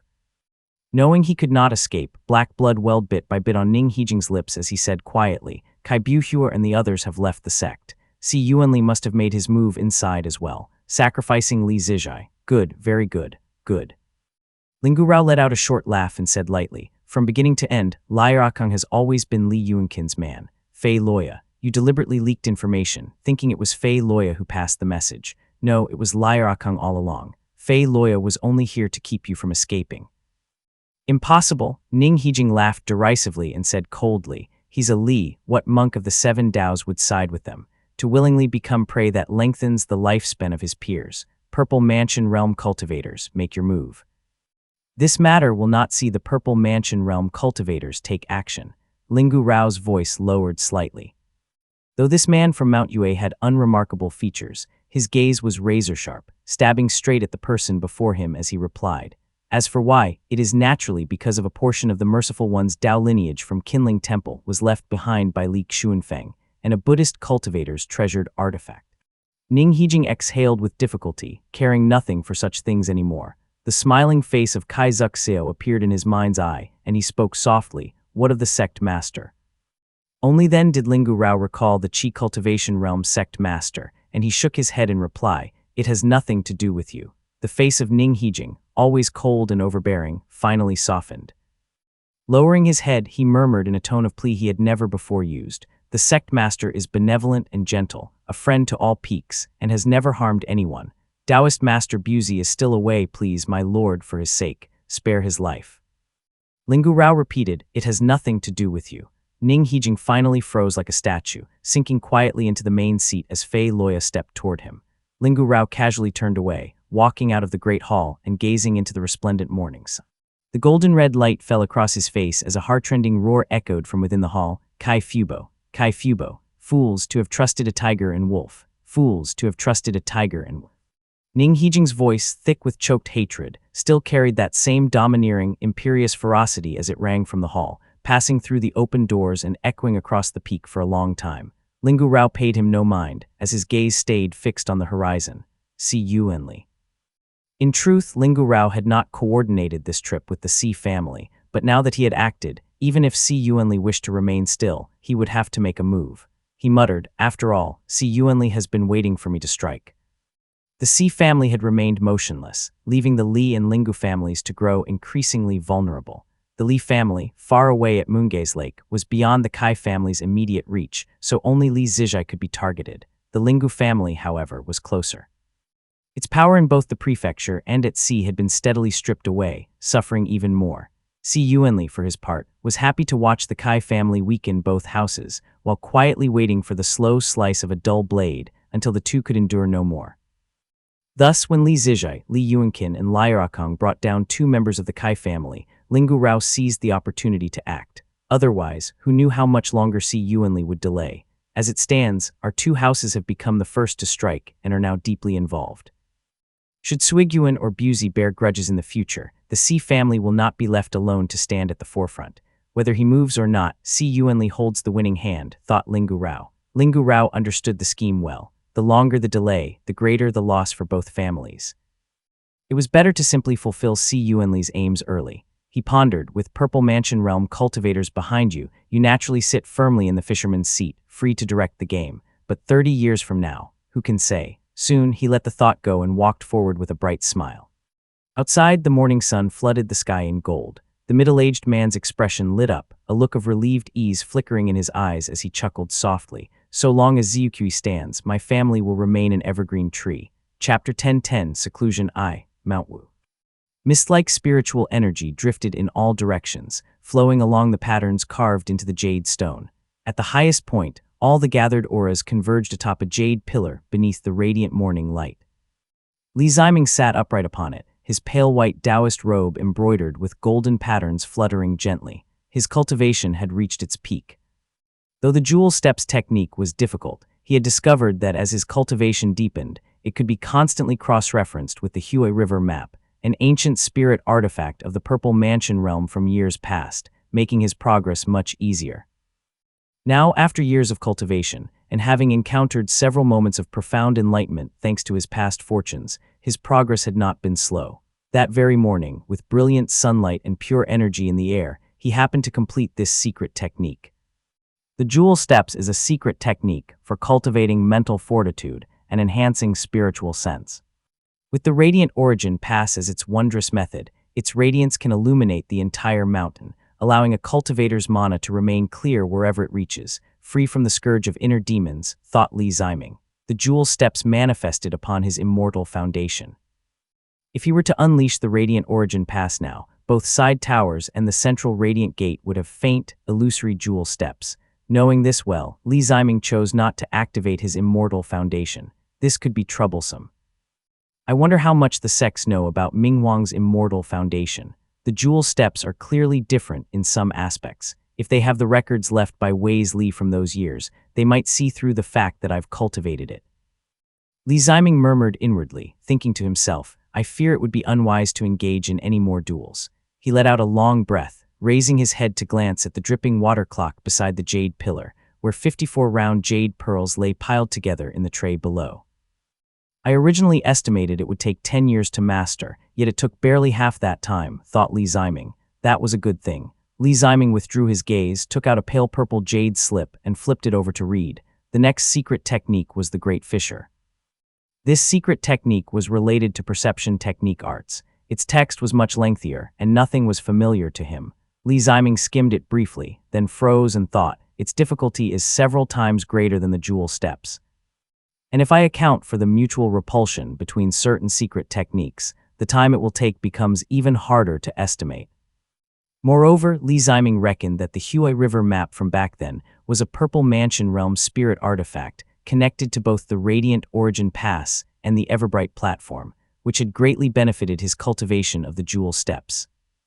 The Great Fisher clearly had no such link, and he could no longer rely on that fortune. To cultivate this set of secret techniques in earnest would take at least 20 or 30 years, and if I encounter any part I cannot comprehend, who knows how much longer it might be delayed, thought Li Ziming. Having made his estimate, Li Ziming put away the jade slip, rose from the jade pillar in a flash of light, and passed through the formation. The morning light was at its brightest as he flew into the island, where all the cultivators before the great hall lowered their heads in greeting. Li Ziming strode into the hall and did not see Li Xiaowei around. Instead, a young man in black robes and silver armor was standing in the hall, 6 long and elegant silver-white ancient tokens hanging at his waist. The man was not especially tall, but his armor set off his shoulders to appear broad. His features were refined and his dark and striking eyes were especially captivating. There was a faint purple mark between his brows as he stood bathed in the brilliant morning light. So familiar, thought Li Ziming. Li Ziming halted mid-step. Although this youth was only at the early stage of the Foundation establishment realm, his bearing was far from ordinary. The young man looked up at him with joy in his eyes, clearly recognizing him at a glance, and said with a bow, "Cheng Hui greets uncle." Cheng Hui, good. Li Ziming had noticed the 6 command tokens at the youth's waist and guessed his identity. Now that it was confirmed, he was overjoyed as he nodded repeatedly. He stepped forward, took the young man's hand and sat down with him, praising, "Good, good, good. You've broken through to the Foundation establishment realm. Now, our radiant lure generation finally has someone to carry the torch, and you're just past 50. Opportunities are hard to measure. Back then, I thought few among you could break through, yet with the falling water rising storm, you didn't even need to use the essence-gathering pill." It was the first time Li Chenghui had spoken with this elder in such a manner. He sat down at the edge of the chair and replied respectfully, "Uncle, Brother Chenghui has already entered seclusion in the island, and Brother Qinglia will likely emerge soon. I acted rashly and merely seized the opportunity ahead of them." Li Ziming shook his head in reply. Although Li Chenghui was ranked among the top in innate ability within the radiant lure generation, he had not obtained an abundance of resources along his cultivation path. He had gone to an island to cultivate during the falling water rising storm in the Eastern Sea, but encountered great upheavals before and after. Sometimes, he had even lost all contact, let alone receiving much support from the family. When it finally came time for his breakthrough, even the family's essence-gathering pill had not been given to him. Though a direct descendant, his resources were not even on par with those of Nsiwei and a few others. His situation was almost like an exile. While Li Ziming did not manage the household, he had heard Li Xuanxuan complain about it dozens of times and was well aware of the truth. "You've been wronged all these years," said Li Ziming. "Uncle, you overstate it." The words made Li Chenghui uneasy. The light in his eyes dimmed as he said solemnly, "Our brothers went to the front lines to kill the enemy, and 8 out of 10 did not return. I, however, sat quietly by the sect's spring and only focused on cultivation. How could I dare harbor resentment in my heart? To receive the 6-fold profound thunder punishment tokens right after reaching the Foundation establishment realm feels far too heavy for me." Relieved, Li Ziming chatted with him for a while. Looking into his eyes, he found them almost unnaturally black, carrying a faintly captivating quality, and asked, "Have you cultivated any perception techniques?" Li Chenghui nodded quickly and replied, "Uncle, during my decades overseas, I gained some opportunities and cultivated the Yinming profound eyes. The cultivation method has already been sent home." Li Ziming nodded in satisfaction, while Li Chenghui spoke with slight embarrassment. "This perception technique requires the Linmu profound liquid to refine. This spirit water is usually only found in the Mu Sea. When I had the opportunity, the portion I obtained was used by me first and not left for the family." Li Ziming gave him a surprised glance and simply said, "It's nothing. Your opportunity is yours to use." Aside from Li Xiaowei, those in the Radiant Lure and Celestial World generations, who had not received talisman seeds, generally performed in an unremarkable manner. Li Ziming had not expected Cheng Hui to have changed so greatly, and was quite pleased. He offered some encouragement by saying, "Back then, Lord Tangya only began to show his true brilliance in his 30s. Keep working hard." Ignoring Cheng Hui's modest words, he asked, "Where is Xiaowei?" Li Chenghui replied softly, "Uncle, the family has found a spirit jade vein in the Helen Mountain range. The patriarch sent people to investigate, and its reserves are sufficient to craft the white jade grand court required for the dust of the court of the aged courtly path scripture. However, with jade in abundance inland, that vein is currently occupied by a demonic creature of the jade true Dao lineage. It has taken over the mountaintop and drives a group of lesser demons, so the family head must make a trip himself." Li Ziming frowned and said softly, "Just be cautious and don't fall into a trap." Chapter 10:11 Seclusion II. Rest assured, uncle. Li Chenghui replied warmly. After all, it's not far. Once the Azure Pond sect matter is settled, the journey there will be quite safe. Li Ziming frowned at that and asked, how is Azure Pond sect? Has Si Yuanli taken action? Li Chenghui replied with a smile, that's right. Kai Buhua was in the Reef Sea, but he was killed by the master of Changshan Peak, the rosy glows of the Celestial Pavilion. My lord rode the Dawn Rayfish away at leisure, and the remaining 6 couldn't even catch a glimpse of him. The Rayazi Scorpion, Lingu Rao, then stormed Green Pine Island.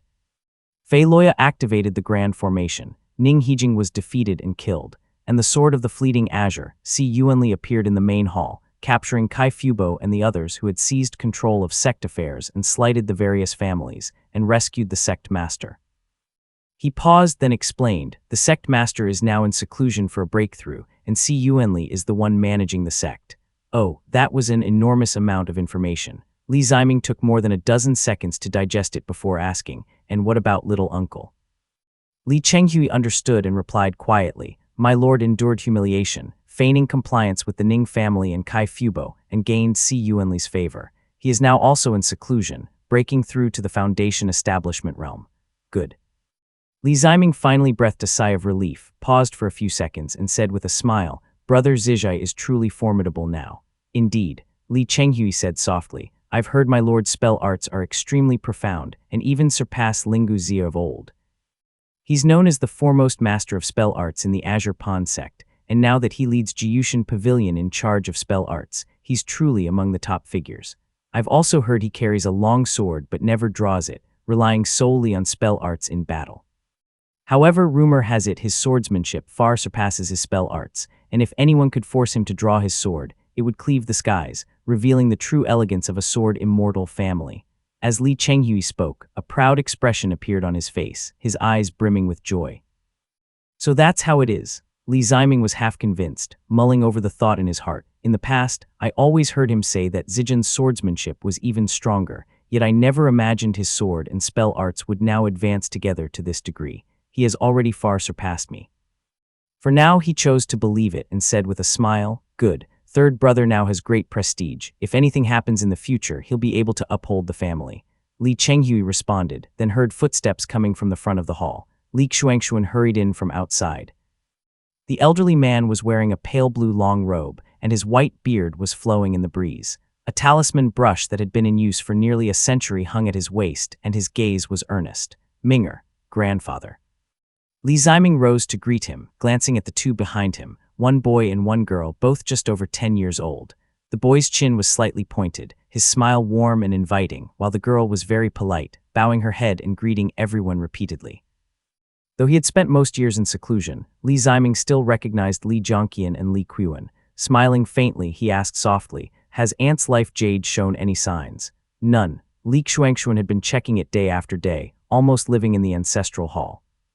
He said hoarsely, it has been years since she left. The jade's luster shifts between bright and dim, but there are no signs of cracking. It is smooth and glowing now, so there seems to be no major problem. Good, replied Li Ziming.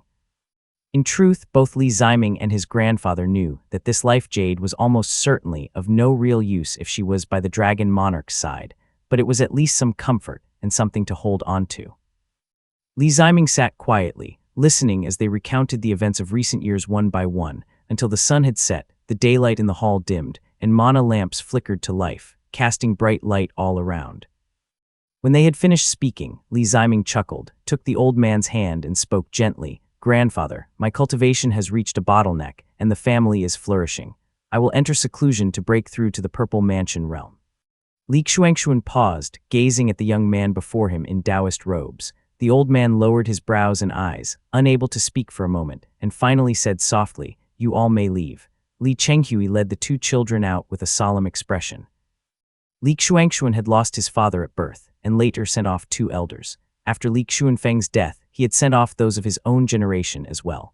One by one, the Abyssal Clarity generation passed away, and only Li Ziming remained among the Dawn Moon generation in the family.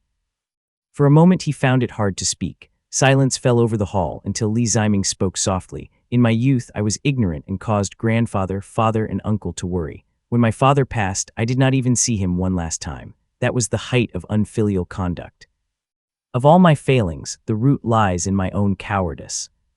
In sincerity and selflessness, I cannot compare to eldest brother. In decisiveness and bearing, I cannot compare to third brother. In intelligence and quickness, I cannot compare to Junner. Even in calm courage and keen self-respect, I cannot compare to Yuexiang. Now his expression held neither hesitation nor self-pity. He simply spoke quietly. If any one of them had been in this position, there would not have been so many tragedies. If I could simply be an alchemist, practicing qi ingestion at dawn and resting in the mountains at dusk, that would be best. But back then I accepted this duty. Li Xuanxuan said softly, "How did it come to this?" Li Ziming gave a small laugh and said softly, "Grandfather, do you remember how, years ago, when I went to the Xiao family, I was led astray by wine and women, and greatly disappointed my father?" Li Xuanxuan only nodded silently. Such candid words from his grandson unsettled him, and he could not help but wonder if this breakthrough attempt was akin to suicide, yet the words he wanted to say stuck in his chest.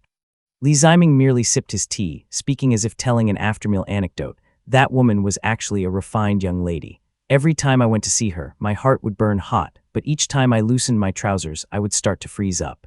My feet would go cold and fear would overwhelm me. I went in with high spirits and left in disappointment. Still, I kept going to her, but I was unable to go through with it each time. In the end, I simply stopped loosening my trousers and just touched her briefly before leaving. She grew unwilling to accept this and once gave me spirit wine to make me lose consciousness. When I awoke, I found things had gotten out of hand. So, when Brother Zijin asked me back then, I said I didn't know. Later, after breaking through to the Foundation establishment realm, my old memories became clear again, and that day replayed in my mind.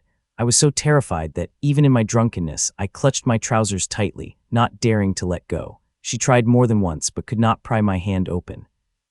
The spirit cloth was tough, and she couldn't cut it with scissors, so she had to undress herself to stage the scene. Whether someone was behind it or it was her own doing, nothing came of it, and no one bothered to pursue the matter later. Now, though honored as a peak Foundation establishment realm cultivator, he spoke of this matter without the slightest fear, his voice low. "Grandfather, I no longer have the chance to explain it to him." Li Xuanxuan was struck dumb by the revelation, staring blankly at him before finally speaking. "Why did you never tell me? It no longer matters." Li Ziming glanced to the side and said softly, "I have been a man with the will but without the courage. I've been mediocre and cowardly for most of my life, but not anymore. I have nothing left to lose. No one in our family has yet perished attempting to break through to the Purple Mansion realm. From today, that will begin with me." The young man rose from his seat. Li Xuanxuan's expression was complicated as he was escorted all the way to the front of the hall. Still not fully recovered from the moment, the old man's voice trembled as he spoke. "Ziming, Pinger, he never blamed you." Li Ziming paused at the words but did not reply. Upon reaching the front of the hall, he respectfully bowed deeply to the old man, performing 3 bows and 9 kowtows before saying in a respectful voice, "Grandfather, take good care of your health." He rose and transformed into radiant light, not daring to cast another glance at the old man, and flew toward Mount Wu. Left behind, Li Xuanxuan sank down on the steps, his white beard trembling as he let out several long breaths before his body eased slightly. The sky had grown late, and the old man began to feel the chill beneath the moonlight. Chapter 10:12, Divine Ability I. Divine abilities are the fruit of the vast Tao Foundation. They're nurtured from the Immortal Foundation, carried from the Qi into the Shenyang Acupoint, and through the 12 Chonglu with its boundless visions. The Juk Acupoint, the Qi, and the Shenyang Acupoint shine in unison. From there, the Shenyang Mansion soars into the great void, severing the mortal shell and dispersing worldly appearances. Li Ziming steadied his mind for 6 days as he sat upright atop the jade pillar. Several jade slips were laid out before him. The Li family's Tao lineages were not extensive, yet most had been granted by the immortal mirror. Their profundity went without saying. They were all worthy of study and reference. The Radiant Essence scripture describes the Purple Mansion realm as fire rising from the heart, yang radiance within and without. The heavenly scripture of the dimming Li day states, "Conceal the heart's fire, let the sun decline toward the southern light, and govern the world facing south." The Haoshu Golden Book is even more concise, summarizing it in just a simple sentence. The nature of things transforms to the utmost. These were all Taoist methods pertaining to the Purple Mansion Tao and Golden Core Tao. As Li Ziming prepared to attempt his breakthrough to the Purple Mansion realm, he paid special attention to such knowledge. When King Heng was still around, Li Ziming had even sought him out to ask about it. King Heng had said, follow your will to completion, attain infinite radiance, realize the Maha, gain divine abilities, and enter the state of liberation. Wherever transformation manifests, follow it there. Wherever you reside, guard it diligently. Each sect had its own interpretation, yet the method to break through to the Purple Mansion Tao and Golden Core Tao was largely the same. Temper the immortal foundation, drive it up to the Shenyang acupoint, pass through the 12 Chonglu, and cross the boundless illusions.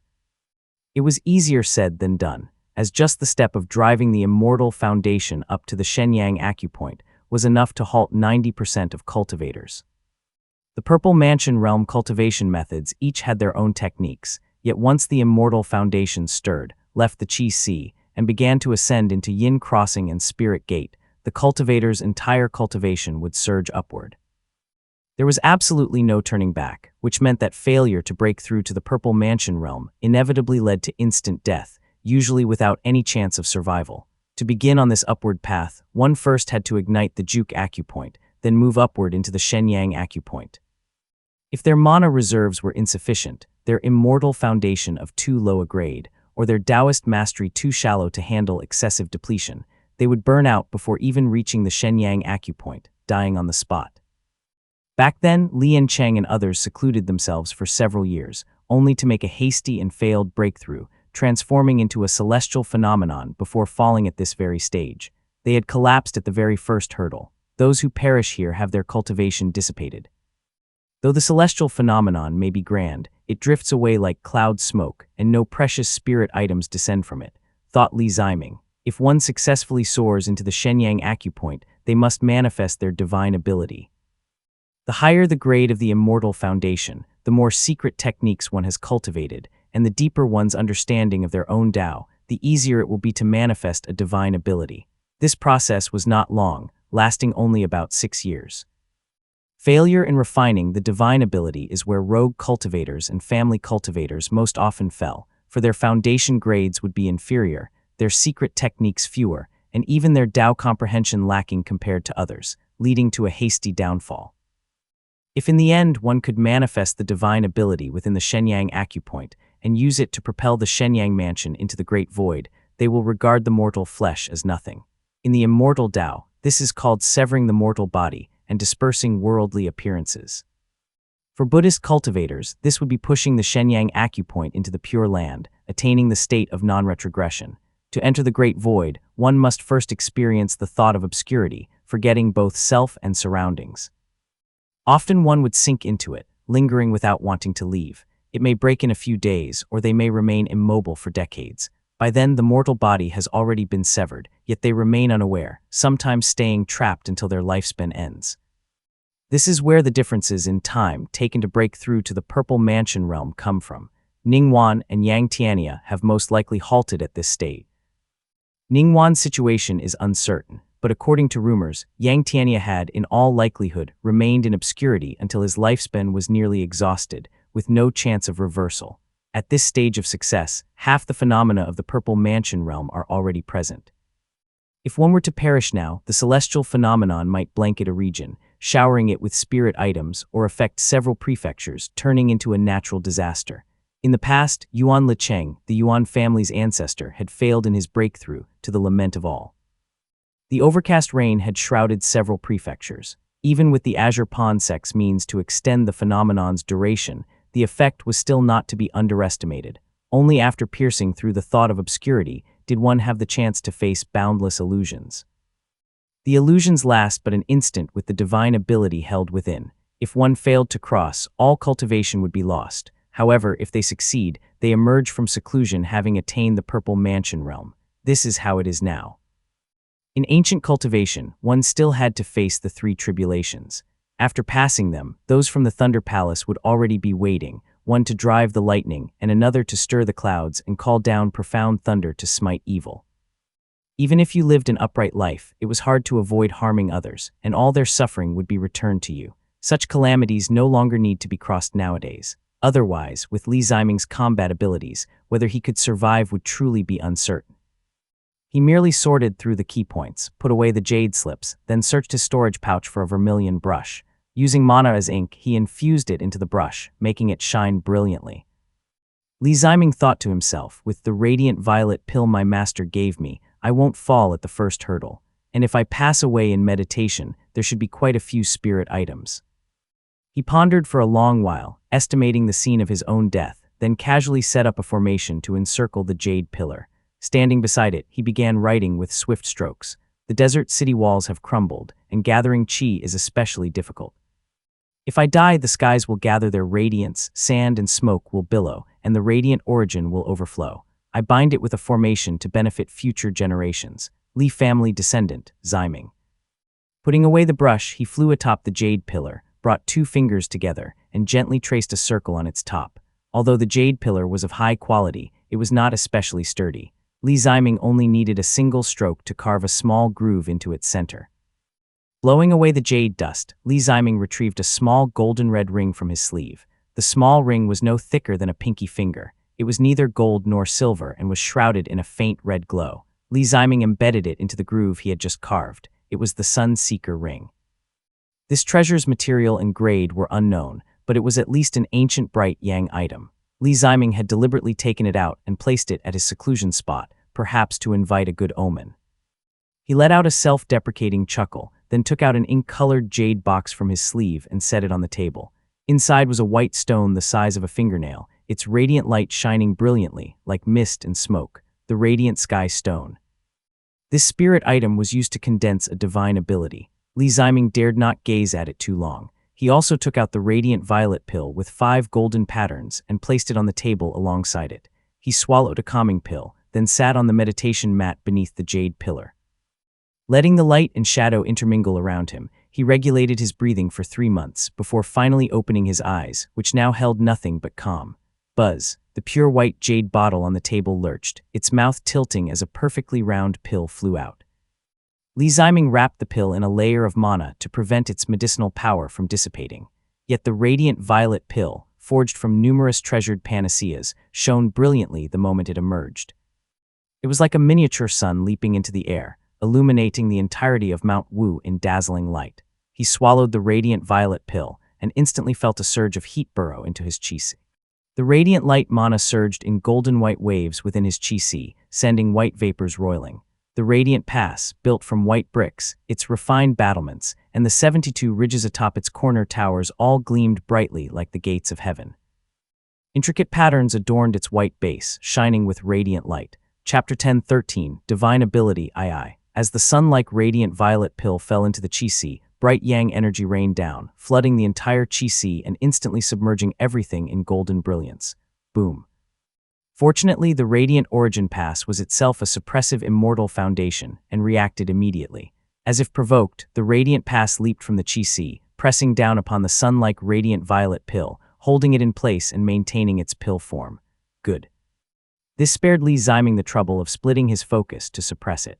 Bright yang mana poured into his limbs and bones like a flash flood from within his chi. Ignoring the swelling pain in his meridians and chi, he exhaled celestial radiance through his mouth and formed seals with his hands. Soar, Immortal Foundation. The spell formulas and mental techniques of the Purple Mansion arts ran in unison. The Radiant Origin Pass, brimming with boundless celestial light within his chi, began to tremble. Its jewel steps shone ever more brightly, as a profound joy and great fortune surged from the immortal foundation. It transformed into golden light, shooting upward from the chi. For ordinary cultivators, the immortal foundation leaving the chi was already a sign of impending death. Even with the heart methods and incantations of the Purple Mansion arts to suppress it, the entire chi still withered like a punctured vessel, mana pouring out through the opening to propel the Radiant Origin Pass upward and thinning rapidly. As the Radiant Origin Pass advanced, the suppressed radiant violet pill flared back to life, showering radiant light like rain once more, and the whole chi grew vibrant again. It was all thanks to this treasured pill. The radiant violet pill had been refined from no less than 2 bright yang treasured panaceas and nearly 100 bright yang spirit items, allowing the chi to remain full at all times. Without it, Li Ziming would most likely be drenched in sweat right now, overdrawing all his essence to push the immortal foundation. But with this radiant violet pill, Li Ziming only needed to keep the immortal foundation steady and let it ascend step by step. He calmed his mind and focused all his senses on the immortal foundation, oblivious to all changes of light and shadow in the outside world. He did not know how much time had passed before he finally sensed a sudden brightness ahead. The immortal foundation had pushed into a vast, hazy expanse. The Juke Court, the Purple Mansion Golden Core Path, had 3 key points from top to bottom: Rising Sun, the Juke Acupoint, and the Chi-Si. When the 6 cycles merged, the Juke Acupoint remained indistinct, and from Chi cultivation to foundation establishment, the only part one could observe internally was the Chi-Si. Boom! The bright yang energy from the radiant violet pill seemed to have found an outlet, surging into this vast expanse. The mana within the Chi-Si was quickly drawn away as nearly half gathered in the Juke Acupoint. As the radiant origin pass flew in, the haze before Li Ziming's eyes was finally illuminated by heavenly light, revealing a landscape of pure white. The ground in the Juke Acupoint was piled with snow-like mounds, all gathered around a central high platform. Atop that platform floated a bright, perfectly round object, talisman seeds. Li Ziming had never imagined such a thing would be within his own Juke Acupoint. Instinctively, he glanced down toward his Chi-Si. The radiant violet pill in his Chi-Si had already been spent. It was now shrouded by a thin layer of mana. At the bottom of the Chi-Si, that same round, gleaming talisman seed lay quietly. There's one in the Chi-Si too. Is it the same one? This was not the time to ponder. Without thinking further, Li Ziming took a brief moment to rest, then had the radiant origin pass depart the Juke Acupoint and ascend once more. At this point, the aid of the radiant violet pill was finally gone. Lifting the immortal foundation on his own felt like carrying a massive cauldron. Cold sweat instantly broke out on his face, and his shoulders chilled. Even so, he was already far better off than most cultivators, since he was starting from the Juke Acupoint instead of the Chi-Si. If it had been someone like Kai Jian, they would likely still have 1 or 2 pills like the radiant violet pill to swallow, pushing straight up to the Shenyang Acupoint in one go. It was not that Li Ziming had no other pills to take, but the moment he split his focus, the immortal foundation would begin to fall. The replenishment from ordinary pills could not make up for the loss caused by such a drop. By his estimate, it would take at least a treasured panacea. My family does have treasured panaceas, but no one has ever broken through to the Purple Mansion realm, so no one knows exactly what's required. Sweat dripped down his face. This stretch was far harder to endure than before. The 12 Chonglu were like 12 great steps. He had to carry the heavy cauldron forward step by step, the strain pressing him until blood seeped from his 7 orifices. He did not know how long it had been. His vision had darkened, but then a faint light appeared before him, revealing a small mansion upon the sea. Here, the seawater was clear and jade green, with lotus flowers blooming in profusion. 12 white bridges spanned the 2 shores, and white light shimmered in the sky. Upon closer look, the sun hanging overhead was in fact a talisman seed, so there is one in the Shenyang Mansion too. Not bad. The 3 mansions are key to cultivation. How could any of them be left wanting? Li Ziming had no time to examine it further before radiant light surged into the mansion, churning the seawater and toppling several lotus blossoms. His head swam, his vision reeled, and he could not help but spit out a mouthful of blood. PFT. He quickly swallowed the rest of the blood, knowing he had taken a serious injury, yet his heart was filled with joy. I've finally made it up, thought Li Ziming. With the aid of the radiant violet pill, he had only suffered heavy injuries, but he was far from the point of burning out his reserves. He focused his mind and circulated his mana. His hands shifted through spell transformations and set the radiant origin pass in place within the Shenyang Mansion. The radiance brought a gentle warmth to his mind. His spiritual sense felt wonderfully at ease. However, his body stood in sharp contrast. It was weak as that of a mortal, as though he might collapse in the very next moment. He dared not delay, so he forced his eyes open while the radiant origin pass was secured and required little mana to maintain. He could only see darkness before him. Li Ziming reached out with his spiritual sense, then used his last traces of mana to lift open the jade box. The thumb-sized white stone inside floated up and gently pressed against the center of his eyebrows. The radiant sky stone immediately came alive, wriggling twice like a tiny creature before sprouting a fine layer of small scales. It dove headfirst into his brow, breaking through the skin and burrowing into the Shenyang Mansion. The radiant origin pass was still suspended in midair when the radiant sky stone entered the Shenyang Mansion. The pass pressed down at once, the 72 ridges of its corner towers shining bright, radiant light blazing forth. Attuning to the 72 profound aspects of bright yang, now seeking the inner through the outer bright yang, seeking life through nature. May 1,000 divine officials come to guard me, divine light shining within, clear and pure radiance dissolving the 5 declines and 5 calamities. He recited the heart technique, and the radiant origin pass in the sky began to tremble violently. He said, "Birth, aging, sickness, and death shall no longer invade. May life and nature endure, ever unbroken." The radiant origin pass shook ever more violently, and mighty streams of white vapor flowed down like water. 2 golden, hollow heavenly lanterns lit up atop the corner towers, and their light flowed step by step along the bright stairways. The radiant sky stone seemed to evaporate into white mist, all of it pouring into the immortal foundation. Li Ziming's mind was filled with endless radiant light, the incantations on his lips, and the seals in his hands shifting through set after set. He did not know how much time had passed before he faintly saw a white Qilin leaping between heaven and earth as white cicadas sang. The heavenly gate shattered, layer after layer of white bricks collapsing like broken tiles, sending multicolored light swirling and flying in the center. A wave of drowsiness surged into Li Ziming's mind, and a hazy thought of obscurity enveloped his consciousness. It was as though he hovered between sleep and waking, as his vision was clouded in gray mist. Everything came to a halt within the Shenyang mansion. The seawater no longer rippled, the lotus flowers ceased to bloom, and the multicolored light froze in place, all locked in stillness. The sun in the sky paused briefly, then cast down a cool, water-like radiance. Chapter 10:14 The sky grew bright.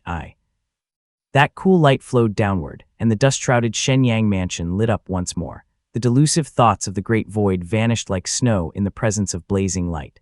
The sea stirred again, and the lotus bloomed once more. Li Ziming felt a current of icy clarity circulate once through his Shenyang mansion, like drinking frozen snow. All the delusion in his heart was completely swept away. The talisman seeds have dispelled this delusion, thought Li Ziming. Joy surged in his heart as his spiritual sense extended from the Shenyang mansion. He glimpsed boundless gloom as heavenly light shone brilliantly below. A breath of icy coolness sank beneath his tongue, like sweet liquid seeping down his throat, and the delusion was gone.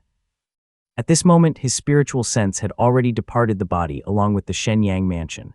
This mouth was in fact the Shenyang mansion itself. The spiritual sense had no tangible vessel, so the innate senses had substituted themselves, making it feel like a mouth.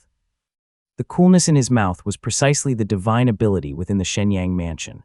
When he saw the talisman seeds display their might and charge through the final barrier in one breath, Li Ziming's delight receded. He dared not be careless and kept his mouth tightly shut. There are still endless illusions, he thought. At once figures rose out of the void before his eyes. Banners fluttered, golden light strode out from the darkness, horses neighed in chaos, and shouts shook the heavens. A full army appeared before him. The entire host was clad in golden armor, each with different though vivid and lifelike features, bearing spears and halberds. Their leader wore a phoenix-winged helm and a mask that concealed his face. He sat astride a tall steed, reins in hand, treading the. He thrust a golden spear straight at Li Ziming's throat. Ha! In an instant, golden-armored soldiers surrounded him on all sides. They had their swords drawn and bows raised, weapons leveled at him. Li Ziming lowered his gaze and saw his own hands were empty, his body clothed in plain garments, nothing more than the form of an ordinary man. Who are you? The distant scene grew ever clearer until it was a mountain valley. The general pressed the spear to his throat and shouted, "Why are you here?" Knowing that the divine ability was in his mouth, Li Ziming refused to open it. The general grew both suspicious and angry, while the guards to either side pressed closer, their shouts uniting into one thunderous roar. Such a show of force could not intimidate Li Ziming. He held his silence. The general flew into a rage, tugged his reins, and rode away, taking his guards with him like the wind.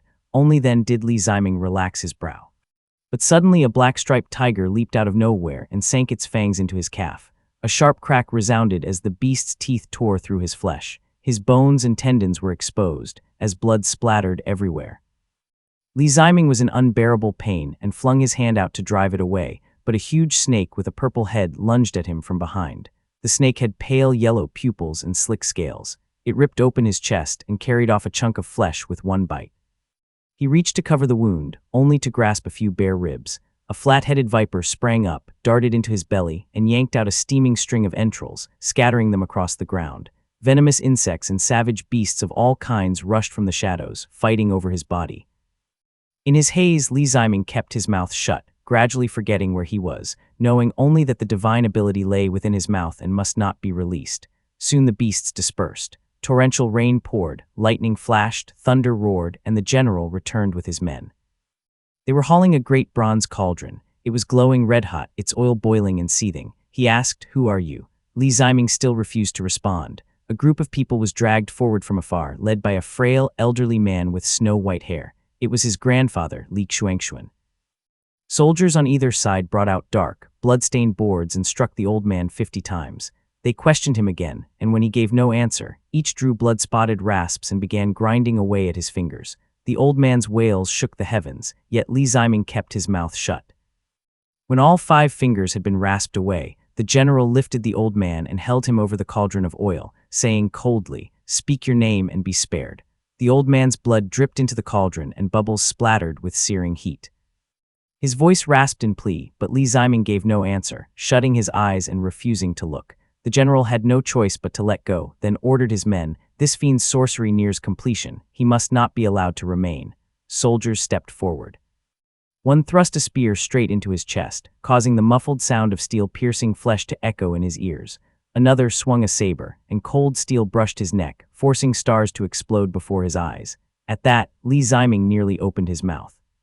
After a dazed moment, darkness welled up before him. Heavy iron chains hung on either side, crossing over his arms and neck, binding his waist and belly. The chains weighed him down until he could not lift his head. 2 icy gazes were fixed upon his face. On either side stood 2 figures. One held a writ, its tiny words like crawling ants and flies, faintly showing the title's messenger of the 9 underworlds and 10th generation merciful king. Since Li Ziming would not open his mouth, the 2 soul fetchers asked nothing further and dragged him all the way into the underworld. Li Ziming beheld a scene of collapsed walls and iron plaques strewn across the ground. 2 little demons wielded long ladles of molten copper. Without a word, they hurled him in, shoving him deeper with their ladles, then expertly scooped up the copper and poured it over him. The molten copper burned through his chest and belly, scalding him until he nearly lost consciousness. If he had possessed a mortal body, he would have screamed by instinct long ago. Only willpower could hold it back. Fortunately, this was the body of his spiritual sense, which he could just barely control. After 1 round of molten copper, the little demons hauled him up. One of them remarked, "It is rare to see such a ghost fit for torment. Few such remain in the mortal world." The other demon replied, "Indeed. The Lord of the Underworld is in seclusion, and the seats of Supreme Shaman and Xiuqui have long gone unfilled. The dead die as they are. What ghosts can there be to speak of?" The 2 flipped him over, trying iron cudgels and pestles, boiling cauldrons, flaming pits, and mountains of blades and forests of swords one after another. Midway, the soul fetchers led over a white-haired old man. One demon called out, "Lord, which fellow Taoist have you brought?" The soul fetcher stood aside next to the old man and replied, "It is Taoist Kai Wei." Li Ziming nearly let a sound slip. He lifted his head and indeed saw an old man, clad in Azure Pond sect robes, beside the soul fetcher, gazing down upon him with lofty eyes. One little demon glanced at him and grinned. "Have you any grievances? The king watches from the heavens. He is the 10th generation merciful king. Speak a word and this man will be struck down." Li Ziming struggled faintly, but only lowered his head without a word or even a groan. His mind was clouded to the extreme. The little demon gnashed its teeth and tormented him all the more viciously with blades and rasps. He endured it all until the command above resounded, "This one is sly and obstinate. Send him to the vast sea to be reborn as a woman." Li Ziming trudged on in gloom toward reincarnation, until at last his vision brightened. By now he had even forgotten about the divine ability within his mouth. Only one thought remained: he must not open his mouth. He looked about and found himself born into a wealthy household, yet burdened with countless illnesses. He would not open his mouth to eat, nor to take medicine. Though his life was not in danger, his ailments tormented him endlessly without medicine. Still, he clenched his teeth in silence. The family simply regarded her as a mute girl, beautiful beyond compare. She never ate. They tried to pry her mouth open by force early on, but her lips were sealed as if forged from iron, unyielding to any attempt. Though she had never taken food, she grew day by day, and her parents secretly grew fearful. Though bedridden and unable to speak, she remained strikingly beautiful.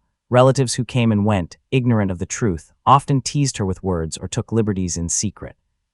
Thus she grew to 16 in bitter suffering. At last a man of the Lu family from the same village came to seek her hand. Her family hastily married her off. Fortunately, Lu Sheng cherished her deeply. They lived in affection for several years. Her health slowly improved and she bore a son and a daughter. Yet no matter how much Lu Sheng pleaded, she never once opened her mouth. Chapter 10:15. The sky grew bright. One day, while she was weaving at home, Lu Sheng burst in with his face flushed red and his body reeking of wine. He pushed open the door, seized their young son from the bed, and glared coldly, shouting, "You have not eaten for 3 years. What demon are you? This child wears human skin, but who is to say he is truly human? The exalted immortal on the road has told me long ago that you feed upon my official fortune by sharing my bed." The man was tall and brawny, his fury unrestrained. He seized the child and lifted him overhead in one motion. Li Ziming could not stop him, and Lu Sheng shouted, "Speak." When she still would not speak, Lu Sheng hurled the boy with all his strength. The child struck the stone with a sickening crack, his skull shattering and brains spilling out. Li Ziming felt a surge of blood rush to his head. The chill in his mouth surged violently and his throat made faint sounds. It was as if she had been struck by lightning, and after a long struggle she finally uttered, "Puh." His face alternated between ash and green, until he spat out a mouthful of blood, half his tongue with it, all mingling into a dark crimson pool that flickered in and out before his eyes. He lifted his head. Lu Sheng's furious visage was reflected in his eyes, yet it grew farther and farther away as he rose weightlessly, swiftly leaving behind these endless illusions. The icy current rushed straight into his mind, and everything before his eyes faded into boundless darkness. All of his memories returned to him, and Li Ziming felt his entire body grow lighter. The ice and snow within the juke court melted rapidly. Fierce flames burst into existence, filling the aperture. Li Ziming felt as though he was rising from endless darkness toward infinite light. The gardenias were blooming, the camel bells were ringing, and his vision was dazzlingly bright. Boom! He felt himself enter the realm where boundless truths dwell. Darkness stretched around him, the stars above drawing near and far, and he could make out countless figures seated in meditation within the great void. He soared until he reached the pinnacle of the great void, where clouds and mist shrouded innumerable remnants. Spiritual energy grew ever thinner, as the great void itself narrowed and fractured into ashen gray. His eyes burned with pain, and he plummeted back down. Below lay an endless desert, with towering passes upon it. A celestial gate stood majestic, with 72 ridges clear upon its towers. Its white base was carved with countless patterns, and it was shining with radiant light. His consciousness fell endlessly, plunging through the celestial gate and into its deepest recesses, until at last he dropped out of the boundless great void and back into his body manifested in the world. Li Ziming abruptly opened his eyes. Before him lay dim darkness. Sparse grasses and trees swayed as droplets of snowmelt dripped with soft sounds. The jet-black jade box upon the golden desk before him had been shattered by mana, leaving pieces scattered across the ground. The jade bottle that had held the radiant violet pill had long since flown into some unknown corner. The mountaintop was in ruins, as if ravaged hundreds of times by demonic creatures. Jade pillars were lying collapsed everywhere, with the tallest lying broken beside him. The inscriptions he had left were dim and obscured by creeping vines. The formation lines that gathered spiritual chi on the ground lay broken and in disarray. Bathed in radiant light, plants had grown wildly and nearly covered the entire peak. Tiny golden sparks littered the earth, and wisps of golden-white mist drifted back and forth. It was the darkest hour of the night. The stars were few and dim, yet pure moonlight streamed down. The golden-white mists on the ground glowed faintly, exuding a strange and haunting beauty. Rustle. Li Ziming rose from the ground as withered leaves fell from his body with a dry rustle. The youth's pupils no longer reflected heavenly light. No radiance encircled his movements, and his golden-white Taoist robe even seemed somewhat plain. He seemed younger than before, his skin paler and fairer. Li Ziming seemed little changed from before, save for a small white golden mark at the center of his brows. Neither painted nor dotted, it shone dazzlingly like heavenly light, illuminating all directions. Li Ziming remained motionless for a long time. Rings of multicolored radiance slowly spread outward behind his head. The brilliance of the bright yang divine ability emerged beside him, cloaking his form as he soared skyward, rising more than 9 feet high. At last, he moved his lips and teeth to release the heavenly light. Before the heavenly light even touched the ground, purple flames ignited out of thin air, slithering and soaring through the air like serpent dragons. The flames were purple on the outside and golden within as they blazed.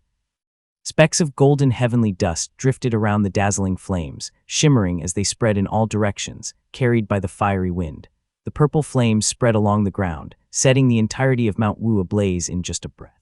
As the purple fire surged outward, clusters of gardenia trees sprouted from the earth, rising tall with broad canopies. White blossoms fell among the dancing flames, scattering across the ground like snow. Billowing purple and golden flames surged into the sky, their radiance brightening the heavens before dawn could. Brilliant dawn was already rising quickly in the distance. Purple flames surged skyward across the mountains, and Li Ziming, shrouded in the radiance of bright yang, stood beneath the gardenia trees as white petals rolled endlessly across the ground. The first wisp of morning sunlight pierced through the formation and fell into his pupils. That first ray of sunlight was trapped within his eyes. His gaze turned pale golden, brilliance flowing within. His great fisher golden pupils instantly reached ultimate perfection. His golden eyes slowly lifted beneath the firelight and gazed toward the distant south. Above his head the clouds dispersed and released a flood of radiant white light. "The day has dawned," murmured Li Ziming. Moongaze Lake. Snow had fallen over Moongaze Lake. The moonlight was bright, and the moon was mirrored on the cold surface of the lake. The evening wind swept through, causing the water to ripple with shimmering light. Streams of light flew back and forth across the sky, lending the scene a touch of celestial majesty. It was the hour of the rat. Most of the lights around Moongaze Lake were extinguished, yet the many cultivators patrolling and guarding the waters had not rested.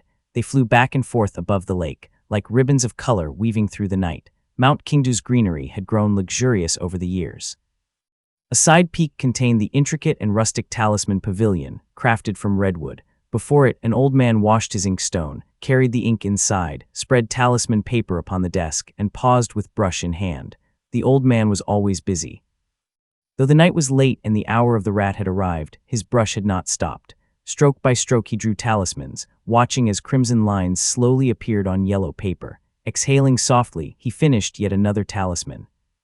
Li Xuanxuan put it away, then suddenly noticed a brightness before him. He casually snuffed out a few spirit lamps, only to sense something amiss. He muttered to himself, "Where is this light coming from?" He lifted his brows and looked out. Already more than a dozen cultivators stood scattered across the lake, near and far, all staring dazedly toward the east. Golden radiance cloaked their bodies, their shadows stretched long upon the water. The old man's gaze shifted, and at last he beheld the brilliant golden dawn rising. The golden radiance was reflected in his clouded eyes. With a snap, the talisman brush in his hand fell onto the desk, rolled twice, and stained the talisman paper with ink, ruining the sheet. Yet Li Xuanxuan seemed not to notice. He had one hand braced against the window, as his aged face was bathed entirely in golden dawn. Tears welled in his eyes as he forced them shut, his breathing ragged. On the 22nd day of the winter month, at the hour of the rat, the moonlight over Moongaze Lake receded, and the sky grew bright.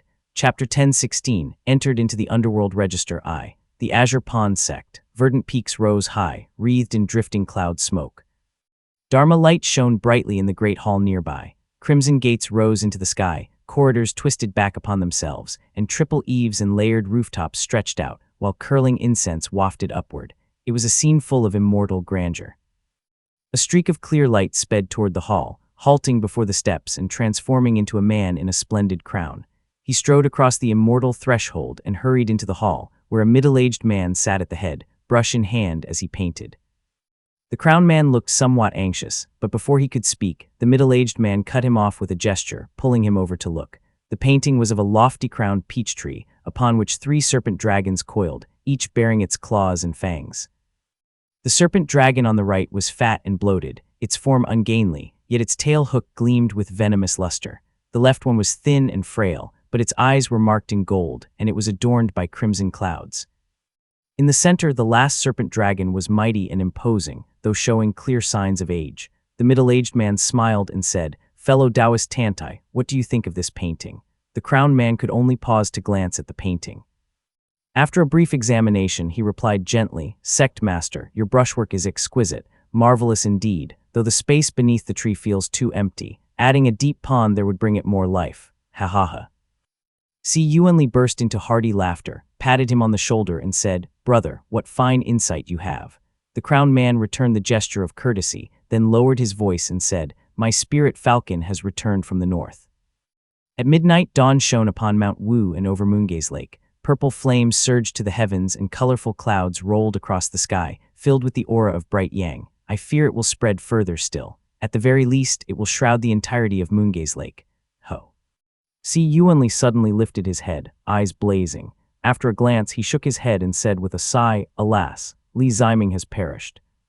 The crown man furrowed his brows, pausing before speaking softly. According to my earlier deductions, his seclusion should have begun 12 to 14 years ago. If he has reached the Purple Mansion realm, the time frame is indeed far too short. Far too short.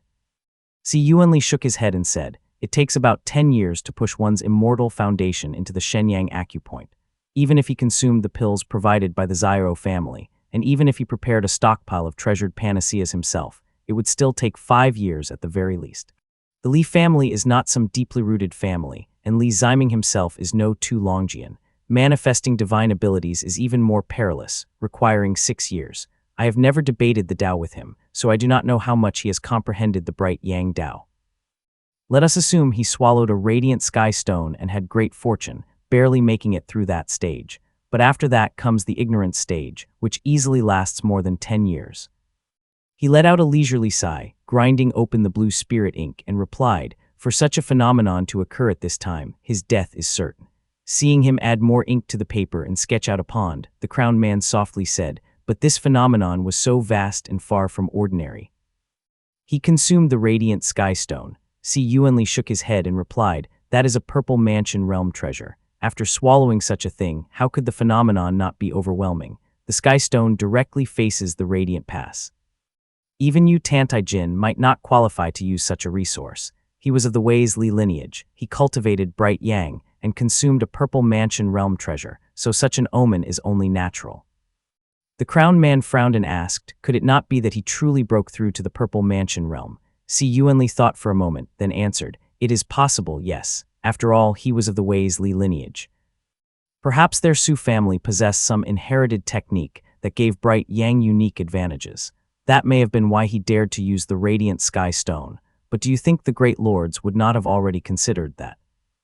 So long as he took it, there was no need to concern ourselves further. He would have remained in the ignorant stage for decades. Even if he succeeded, what then? By that time, Li Xiaowei would have long since been dealt with. If he had been capable, becoming a bright yang Purple Mansion realm cultivator would have been fine, especially in the north where he could block the Buddhist cultivators. But unfortunately, he has perished. Besides, I heard he was weak-willed. Even had he survived the divine ability stage, how could he have crossed the endless illusions? In the end, all would have been for nothing. Tant Jin, the crowned man, was left speechless. He simply stood quietly by as Si Yuanli tidied up the painting, handed it over, and strode out. Unfolding it, Tantai Jin saw a small pond had now appeared beneath the peach tree. The serpent dragon on the left had most of its body hidden beneath the pond's edge, making it appear even more withered and frail. Si Yuanli, meanwhile, left the main peak, riding the clouds as he flew toward another peak. Upon its summit stood a solitary pavilion that seemed to float amidst the mists. Numerous jade talismans dangled from its eaves, swaying gently and clinking together with a crisp sound. Fellow Taoist Zijai. Si Yuanli stepped into the pavilion and found Li Zijai holding a jade slip, engrossed in reading. He now bore the appearance of middle age, yet his refined elegance and noble bearing remained undiminished. Years as pavilion master had only added an air of scholarly grace to him. "Greetings, sect master." Li Zijai quickly rose to greet him. Si Yuanli did not dare to be careless and hurried to steady him, though deep in his heart he felt a fear he could not speak aloud. All these years, who knows what extent his spell arts have reached by now, thought Si Yuanli. The only person within the Azure Pond sect who could inspire such dread in Si Yuanli was this man. To Si Yuanli, Li Zijai's scheming was unfathomable. Clearly a prodigy in the Tao of spell arts, yet he had never once revealed his brilliance of spell arts since the age of 10 when he entered the sect. Not even Yuan Tuan had seen through him. Even back when Chuoba Changyuan hunted him to the brink of death, he never once exposed his true ability, pondered Si Yuanli. It was not until the battle at Reef Sea made his name resound that Si Yuanli finally realized that this man was the true genius of the Li family's Ziyu generation. His innate ability in spell arts even surpassed that of Yu Muxian, once hailed as the greatest spell prodigy of their era.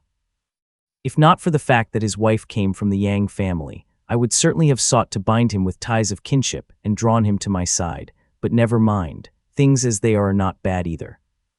His heart grew heavy, yet his face showed only worry as he said softly, "Zijai, something has happened at Moongay's lake."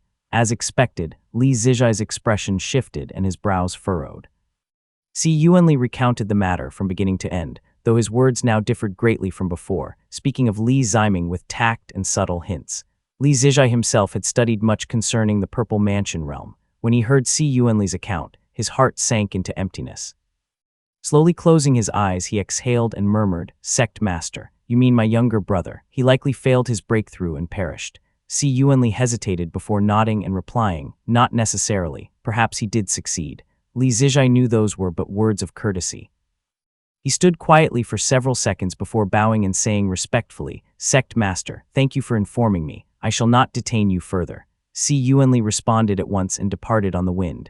Li Zijai escorted him out, then barely holding himself together, returned to the pavilion. There at last he closed his eyes and wept, crystalline tears glistening on his face as he whispered 5 words. Ming'er didn't have it easy. Li Zijai narrowed his eyes, searing his tears away with a touch of mana. He pulled a letter from the desk, dipped his brush in ink and began to write, his heart growing ever colder as he thought, since Ming'er has failed and perished, grandfather will surely be heartbroken beyond measure. I am the only remaining one of the Ziyu generation.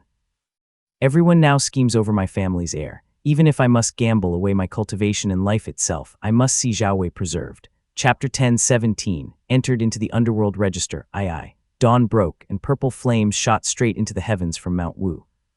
White clusters of gardenia petals rolled along the mountaintop, carried by the blaze's glow, while pale golden sandstones spun in the air. Mount Wu had once been formed of basalt, so its soil was dark crimson in color. But now the earth across the mountain had turned pitch black, its stones shattering apart, and everything was transmuted into a radiant hue. The entire mountain had become the territory of Bright Yang. The grand formation's spiritual energy shifted abruptly, and its power was greatly reduced. Spirit sand swirled beneath his feet as gardenias bloomed in profusion. Li Ziming attuned himself to his body as his qi and cinnabar glow surged in all directions. Everything was radiant within the Juke Court. The snow that had once filled it had long melted, and heavenly light had transformed into bright yang purple flames that flowed freely within. Fire rises in the heart, yang shines within and without. Thus the Minghuang divine ability is accomplished. Radiance extends 2 meters, purple flames blaze forth, colorful clouds ascend and dissipate. In the past, Li Ziming could not grasp these words, but now he understood immediately. The fire rising in the heart naturally referred to the Juke Court at the heart. The bright yang purple flames accumulated there, and with but a thought he could now cause them to erupt. Golden armor and robes descend across the heavens. The celestial sun glows in the east, the earth fiends burst from the south. Thus one roams the great void, tempering golden lotuses. The dawn shone bright at the horizon, but no golden armor or robes appeared. Perhaps his divine ability had yet to manifest outward. He paused slightly, then cast his spiritual sense across the southern face of Mount Wu. The bright yang purple flames raged fiercest on the southern slope, burning so hot that the radiant stones crumbled apart. Sure enough, streams of red-black earth fiend energy gushed forth, only to be suppressed by the purple flames and trapped within that narrow patch of land. This is what is meant by the sun glowing in the east and the earth fiends bursting from the south. My divine ability's completion has allowed this mountain to reap immense benefit, transforming into a treasured land of bright yang. This baleful qi is extraordinary. Not only can it refine pills and forge artifacts, it may even yield certain strands of bright yang qi itself. He sat quietly for several seconds, when suddenly the great void echoed with a hollow sound, and 2 figures emerged at his side. Li Ziming lifted his head slightly, his eyes returning to a pale gold. The divine light between his brows flickered, and the gray aura covering the 2 figures instantly dissipated, revealing their true forms. One was short in stature, with ugly and distorted features that culminated in 2 horns jutting from his brow. A gray cloth was draped about his shoulders. His eyes stretched so far to the sides of his face that only half an eye was visible from the front. His teeth were long and thin, his pupils a murky green-black, and he clutched a hazy gray pen as long as a pestle. The other was a head taller. His face was wide and long, sagging all the way down to his chest, his nose ridge splitting his face into 2 halves.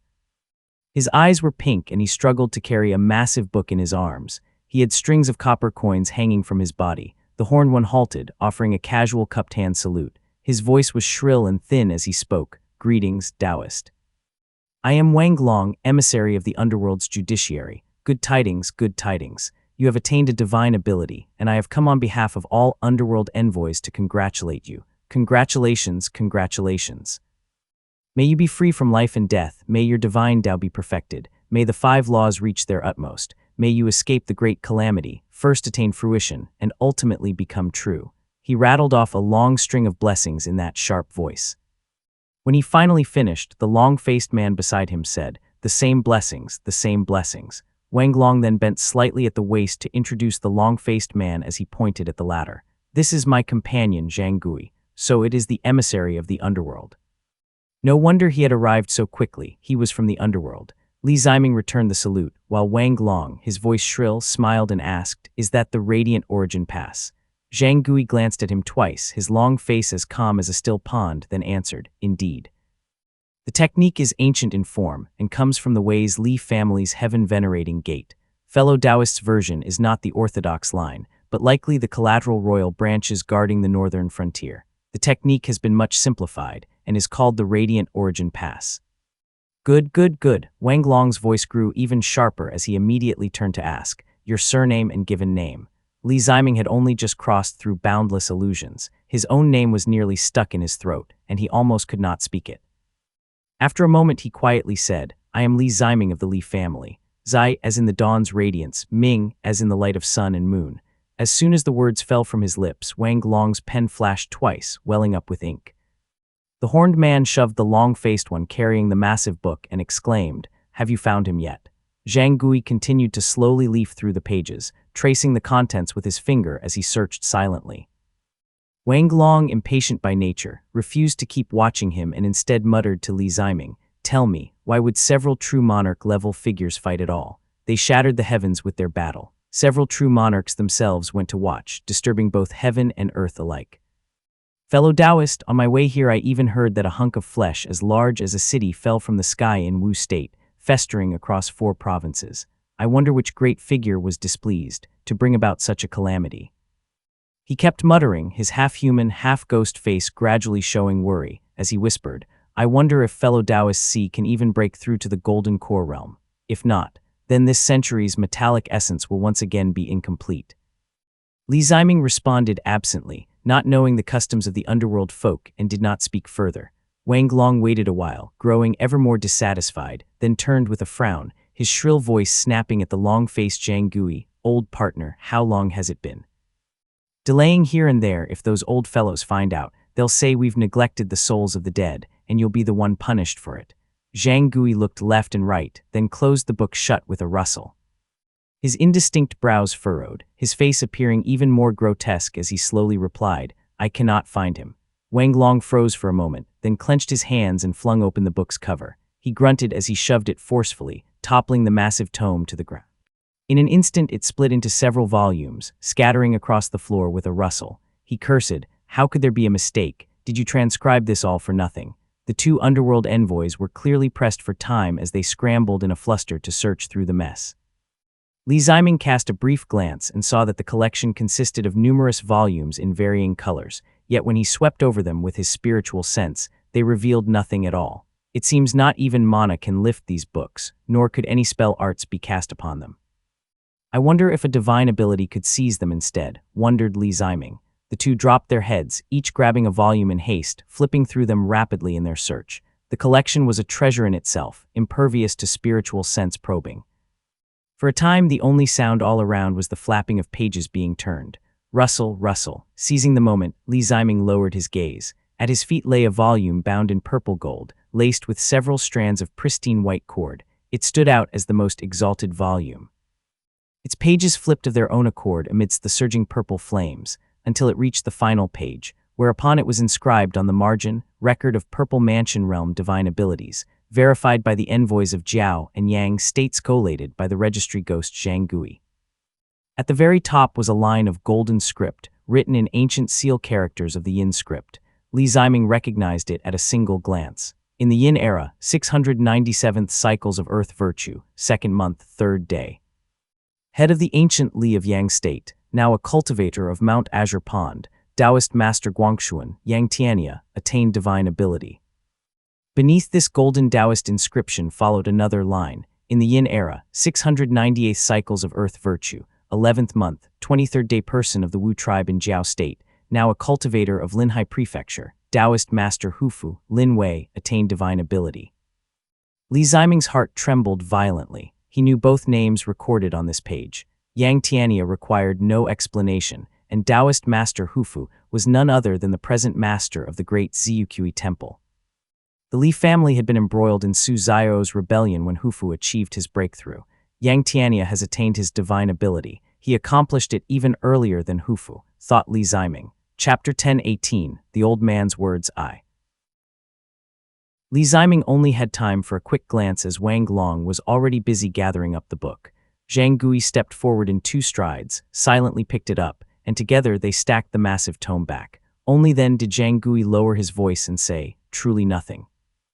The two exchanged a glance, as if sharing a tacit understanding, and said no more. Wang Long lifted the next book beneath, a purple-gold volume, while Zhang Gui put brush to paper, writing as purple-gold light flowed across the pages. Then Zhang Gui said, Moongay's Marsh of Jing State, now the domain of Moongay's Lake. He paused, then lowered his voice. Ziming, you haven't been cultivating in some other place for many years, have you? This matter is too great. You absolutely must not conceal it from me. Li Ziming reckoned that this was something that should have been recorded. Since the two couldn't find his entry, they were making a private edition. There was no need for him to hide anything, so he spoke plainly, correct. Zhang Gui wrote 2 more characters, then asked, Dao title. Li Ziming thought for a moment before replying, Zheajing. Zhang Gui bent over his writing once more. Li Ziming rested a hand on his storage pouch, searched for a bit, then drew out 2 jade boxes from his sleeve and said softly, Thank you both for making this trip. I've prepared a small token to express my gratitude. You are too courteous, Taoist friend. Zhang Gui did not pause his writing. He looked up to offer thanks, then bent back down to continue inscribing. Wang Long, meanwhile, promptly accepted the gift, gave a slight nod, and replied, This is simply our duty. No need for such courtesy, Taoist friend. Seeing how practiced the two were, Li Ziming realized these were all customary dealings. The jade boxes could not block spiritual sense. Inside one lay the Cayenne radiant fruit that Lucan had once given him, while the other contained a portion of Earth Fiend's cold spring. One treasure was aligned with Earth virtue, and the other with baleful qi. Both were somewhat connected to the underworld judiciary. They were the finest items he could dig out from his storage pouch on such short notice. No one had ever spoken of the underworld judiciary coming in person to record names. Fortunately, judging by Wang Long's demeanor, these 2 items should just barely suffice, enough that I would not offend them. As the thought flickered through his mind, Zhang Gui finished inscribing. He put away the brush, thick as a pestle, clasped his hands, and said, The recording is complete. Forgive us for disturbing you, Taoist friend. Now that your divine ability has been formed, enjoy 500 years of leisure. When your lifespan nears its end and you seek fruition attainment, I will return, and we shall speak again then. Wang Long lifted the book in his arms, and the two tore open the great void, slipping into the endless black abyss to return to the underworld judiciary. Li Ziming waited a moment, then let his heavenly light from the center of his brows sweep the area to confirm no one was nearby. Even so, he remained uncertain in his heart. Yang Tiania has ties to the underworld judiciary. He concealed his breakthrough and is clearly plotting something. Now he sent these 2 emissaries to let me see, almost as if extending goodwill. On the other hand, my name was not in the records. Those 2 emissaries added it themselves. Was it at the bidding of someone behind the Yang family? His standing must be high. Perhaps he is actually helping me. Compared to this, the 2 treasured panaceas he had just offered seemed of little importance. Setting his doubts aside, Li Ziming pondered inwardly, now that I have achieved the Purple Mansion realm, it is precedent to announce it to all families. To conceal it would be impossible. But someone like me, who attained the Purple Mansion realm by exhausting the strength of my family, is different. Unlike Tu Longjian, who stood alone and relied solely on himself, or like the common immortal sects, who have Purple Mansion realm backers behind them, declaring my attainment before all families is not just a matter of words. He considered for a moment, then settled his mind. First I should visit Elders Changxi, Shooting, and Junjian to show my gratitude. Only then will I make the announcement to the sects. This will not only show my sincerity, but also allow me to learn of any taboos. Thus Li Ziming pressed upon the clouds, entered the Great Void, and made his way toward the Zio family. The Great Void, muttered Li Ziming. This was Li Ziming's first time traversing the Great Void. He used his divine ability to cloak his body, suppressing his radiance, and flew in near silence. Looking around, he saw only endless darkness, yet it rose and fell, fluctuating unpredictably. The Great Void was Qi itself, bound closely with spiritual energy. It was not flat but had highs and lows, distances near and far. Where spiritual energy was dense, the Great Void formed a towering mountain. When the energy was thin, passing through 500 meters in the Great Void was but a single step. Having just cultivated his divine ability, Li Ziming gazed into the Great Void and understood at once. The reason Purple Mansion Realm cultivators could traverse 5,000 meters in an instant was that they followed the barren paths of spiritual energy in the Great Void, stepping across 500 meters in a single stride. But if the entire region was thick with spiritual energy, it was better to exit the void and travel with one's divine ability outside. Of course, if one encountered a place devoid of spiritual energy, then it could not be found in the Great Void at all, let alone provide a foothold. Li Ziming only traversed the Great Void for a short while, following several shortcuts. It only took him a few dozen seconds to reach the territory of Mount Xianyu, where the darkness gave way to circles of azure light, rippling like waves and filling the sky.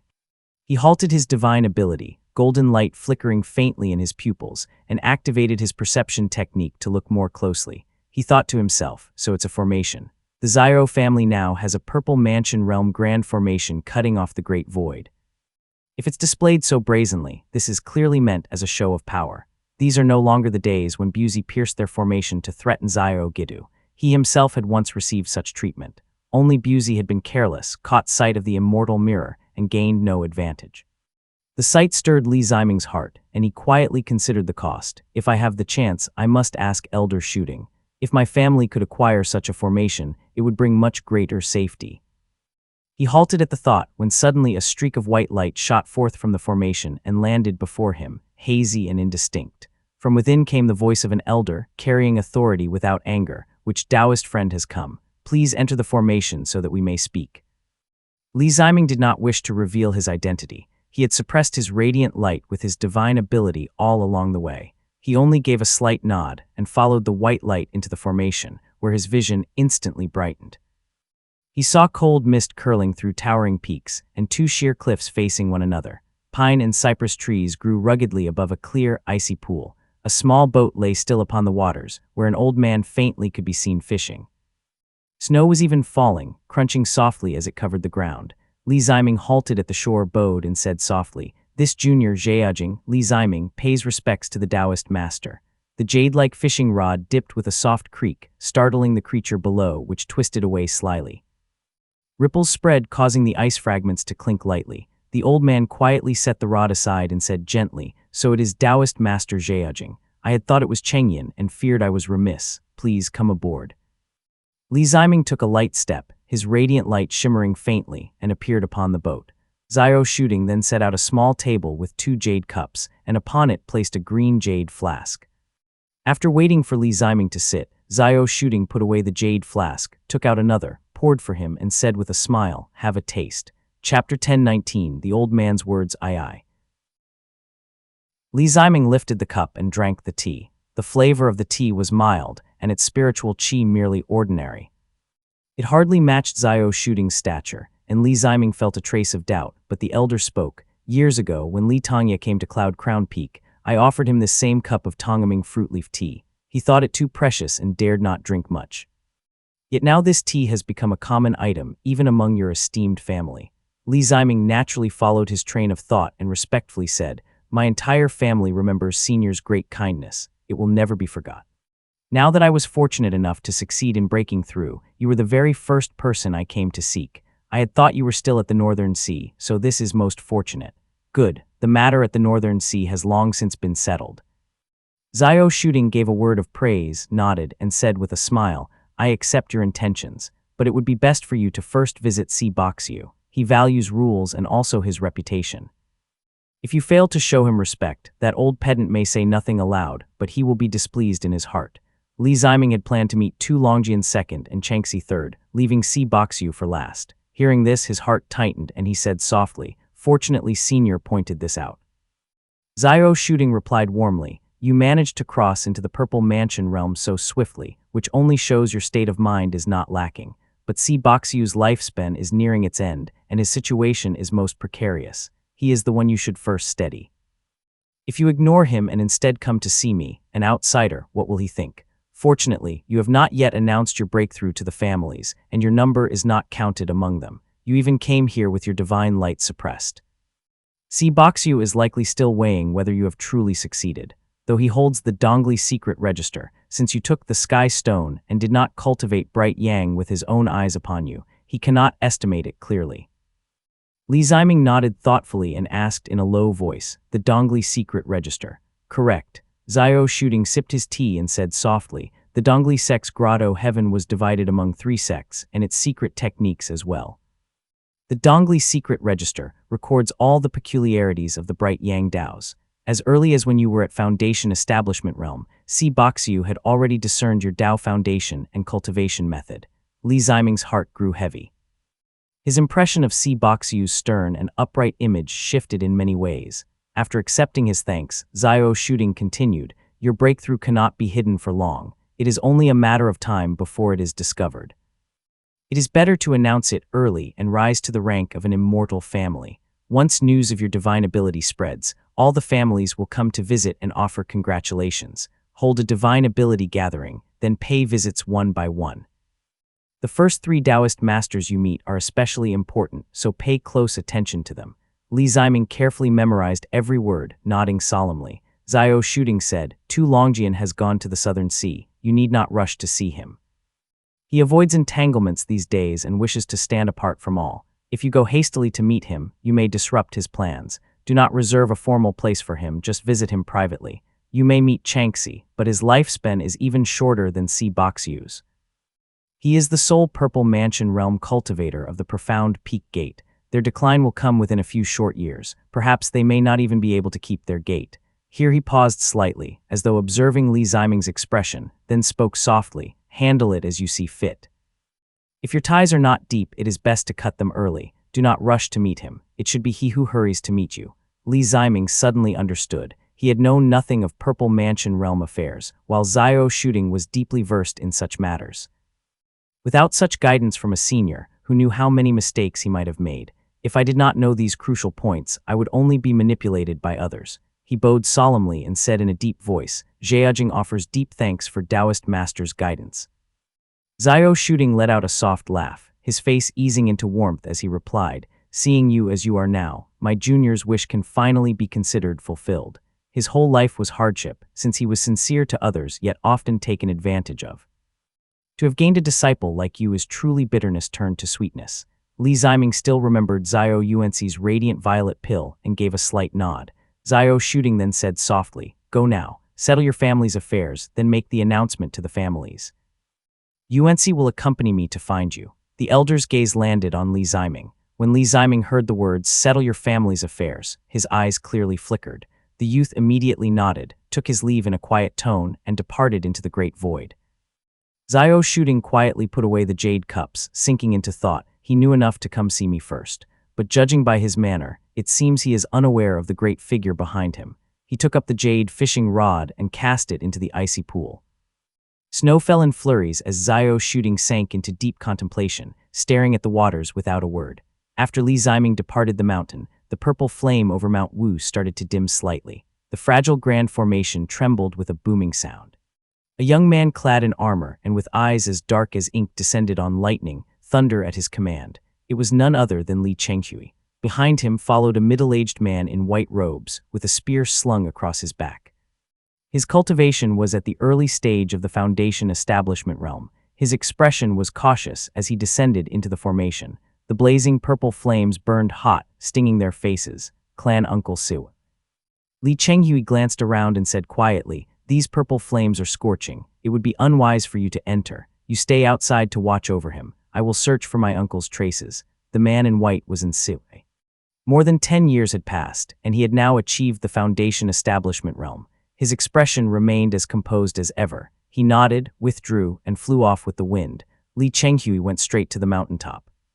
The jade pillars had collapsed, the ground was riddled with cracks, and strangely, gardenia trees had sprouted everywhere. White blossoms rolled across the ground, some even rolling over his boots. He searched carefully but found no trace of Li Ziming. There was not even a Taoist robe.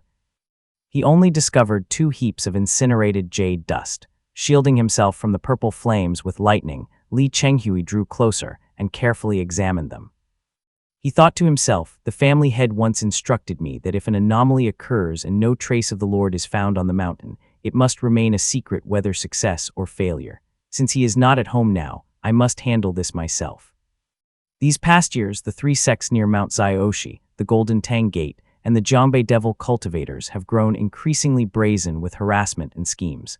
There will be no peaceful days ahead with this startling celestial phenomenon. Careful planning is needed. He plucked a gardenia blossom, placed it into a jade box, then quickly withdrew, riding the wind out of the formation. Outside, Li Shuangxuan was waiting, his face anxious. Seeing Li Chenghui approach, he asked softly, "How is it?" Li Chenghui hesitated, then replied softly, "The purple flames were too fierce. I could not see clearly and was forced back out." In truth, Li Shuangxuan had little faith that Li Ziming could succeed in reaching the Purple Mansion realm, but he still clung to a sliver of hope, unwilling to let it go. He lowered his head silently and said in a hoarse voice, "What do Minggong and the White Ape say?" Li Chenghui answered respectfully, "Elder sister has sent word. The devil cultivators around Glacial Cloud Peak were startled by the celestial phenomenon and scattered in confusion. These next few days should be free of worry. However, since the family head is still in the Eastern Sea hunting demonic creatures, we must remain vigilant. The sects near Mount Zioshi are not ordinary rogue cultivators. I expect they will head toward the lake." "Good." Seeing that he had matters in hand, Li Shuangxuan quickly withdrew. Li Chenghui looked up at the sky and muttered softly, "Half of Moongaze Lake is already veiled in colorful clouds. The three sects and 7 gates cannot possibly be unaware. Word must have reached within the sect by now. All we can do is wait for their message." Chapter 10:20 Attaining the Purple Mansion Realm I. Li Chenghui had just left Mount Wu when a cultivator in black armor arrived, a sword at his waist. He had ashen eyes, gaunt cheeks, a gloomy expression, clenched teeth, and a heavy gaze. "Family brother." The cultivator called out and Li Chenghui nodded. He asked, "Chen Yang, what has happened?" Gray qi swirled around Chen Yang. He was now at the late stage of the qi cultivation realm. He cultivated the Li family's pit water technique, which had been obtained years ago and was known as the Stone Pestle Sea Expansion Technique. Its grade was unknown, but it surpassed the River 1 Qi technique by far. The black-armored cultivator spoke quietly. "A group has arrived at the river. They're cultivators from Floating Cloud, Cave of the Miffin 3 sects of Mount Zioshi. They claim to have come to offer congratulations." "Congratulations." Li Chenghui laughed coldly as he replied, "Those 3 sects of Mount Zioshi eye the riverbanks every day, shifting a foot today and an inch tomorrow. They even collude with devil cultivators along the northern shore. Congratulations, they've come with ill intent." The gloom on Chen Yang's face clearly stemmed from this. His exchange with the emissaries of the Miffin 3 sects had obviously not been pleasant. The young man lowered his voice and said, "My lord, the visitors were rather arrogant, but were only led by a guest cultivator at the early stage of the Foundation establishment realm. Their purpose is merely to provoke us and test our strength." Chen Yang was deep-minded and not easily dealt with. He immediately saw through the other party's scheme and cupped his hands. The group did not enter the island but hovered menacingly above the lakeside. "The elder has already gone to meet them halfway. I ask you, my lord, to hurry there at once." Li Chenghui's expression finally changed when he heard that Li Shuangxuan had been intercepted by these interlopers. His ancient pupil technique stirred, as his black eyes started to gleam with purple light. He spoke in a low voice, "Let's go." Thunder rumbled beneath his feet, and his figure transformed into a streak of purple light that shot straight toward the island. From afar came a sharp and piercing voice that was amplified with mana. "Old man, how many years have you lived? Still busying yourself at home?" Li Chenghui immediately looked up and saw Nsiwei in white robes, a long spear in hand, locked in a standoff with a young Taoist before him. Li Shuangxuan stood behind Nsiwei, his brows furrowed, unease showing on his aged face. Rage welled up in Li Chenghui's heart. He streaked forth like lightning, landing amidst the noisy crowd of cultivators. The 6 tokens whirled around him, forcing several people back a step, while his spear struck with a thunderous boom. The young man's expression shifted. He waved his hand to dissolve the oppressive force, displeasure flickering across his face as he said in a low voice, "Oh, so it's Taoist friend Chenghui." Though the man looked young and spoke with strength, his aura carried the withered scent of twilight years. Li Chenghui only needed a glance to recognize a facade. In truth, he was an old wretch, 100 years past, who had only managed to break through by clinging to the shifting spiritual energy of Su State. Li Chenghui's voice turned cold as he replied, "Well met, Taoist friend." Inwardly, he mused, Floating Cloud Cave certainly has powerful cultivators. This fellow is nothing more than a pawn sent to probe. The Mifun three sects of Mount Zioshi had risen later in Jiangbei and were situated just across the river. All three traced their lineage back to Mount Zioshi and were bound together by common roots, with the Golden Tang Gate backing them. Their strength was not inconsiderable. They were a typical northern sect, lacking a fixed Dao lineage and bound by none of the immortal laws of the three sects and seven gates. Their ranks contained a chaotic mix, with some cultivating immortality, others demonic arts, and still others Buddhist methods. They had clashed often with his own family for the past 10 years. He did not recognize this man, though the man recognized him. Years ago, Li Chenghui had been stationed on the northern bank, wielding his thunder arts and the sixfold profound thunder punishment tokens. He had battered several demonic cultivators so thoroughly that they nearly lost their heads. The three sects were shaken and were forced to send Buddhist cultivators against him instead. Taoist friend Chenghui, your cultivation has advanced once again. I am Zai Xingzi, at your service. Perhaps knowing he could not win against Li Chenghui, and mindful he was on foreign ground, Zai Xingzi kept his tone cordial, smiling without mirth as he greeted him. He said, I merely saw the elder here and asked a question in passing. There's no other intent. How could Li Chenghui not hear the sarcasm hidden in his earlier words? His reply was cold. What business brings you here, Taoist friend? Zai Xingzi said with a laugh. Our sect master saw auspicious clouds rising over Moongaze Lake, with the midnight hour bright as day. Surely it was Senior Ziming breaking through to the Purple Mansion realm. We came to offer our congratulations. Might I ask where the elder is now? Li Chenghui fixed him with a deep stare, his voice like ice as he replied, What business of the three sects is my elder's breakthrough? Go back to where you came from. Zai Xingzi frowned and said, Taoist friend, how discourteous. I came to offer congratulations, yet I cannot even see him once, nor any of the other esteemed families present. He gave a muffled laugh, answering his own words. It seems the breakthrough failed. Yet still caused quite a phenomenon. Could it be that your family's elder, the Mifun three sects of Mount Zioshi, were ultimately at odds with the Li family? Zai Xingzi did not step into the grand formation but stood outside, his voice strong and bolstered by mana, forcing it to echo across the lake. Li Chenghui slowly furrowed his brows. The entire Li family knew of the phenomenon. All the prominent families had guessed it was Li Ziming, though none knew the exact details. With the family keeping matters secret, speculation about the phenomenon had run rampant. Now that Zai Xingzi had voiced it aloud, the gathered families were no fools. Many of them began piecing together the truth, and Siwei and the others faltered slightly, while Zai Xingzi sneered, barely a few decades, and your family's elder has already failed his breakthrough. Truly too hasty. Taoist friend Chenghui, you yourself know. Advancing to the Purple Mansion realm is not a matter of a mere handful of years. Li Chenghui held his command token steady, unmoving. His family had only just suffered a mishap, and yet Zai Xingzi dared to rush forward brazenly. Comprehension struck Li Chenghui at once, and his face sank. Floating Cloud Cave's foundation is shallow. They could never discern the source of such a phenomenon, much less be so certain as to question it. Their ties to Golden Tang Gate run deep. No doubt, this reeks of Sidumo's hand, thought Li Chenghui. His reasoning was flawless. The Mifun three sects of Mount Zioshi could never have figured this out on their own. Sidumo must have whispered in their ears. The Li family had already suffered from his schemes many times in the past. Li Chenghui knew his insidious nature full well and could only exhale silently. Li Chenghui cut him off. The purple flames of my family's Mount Wu have yet to subside. Our elder has not emerged from seclusion.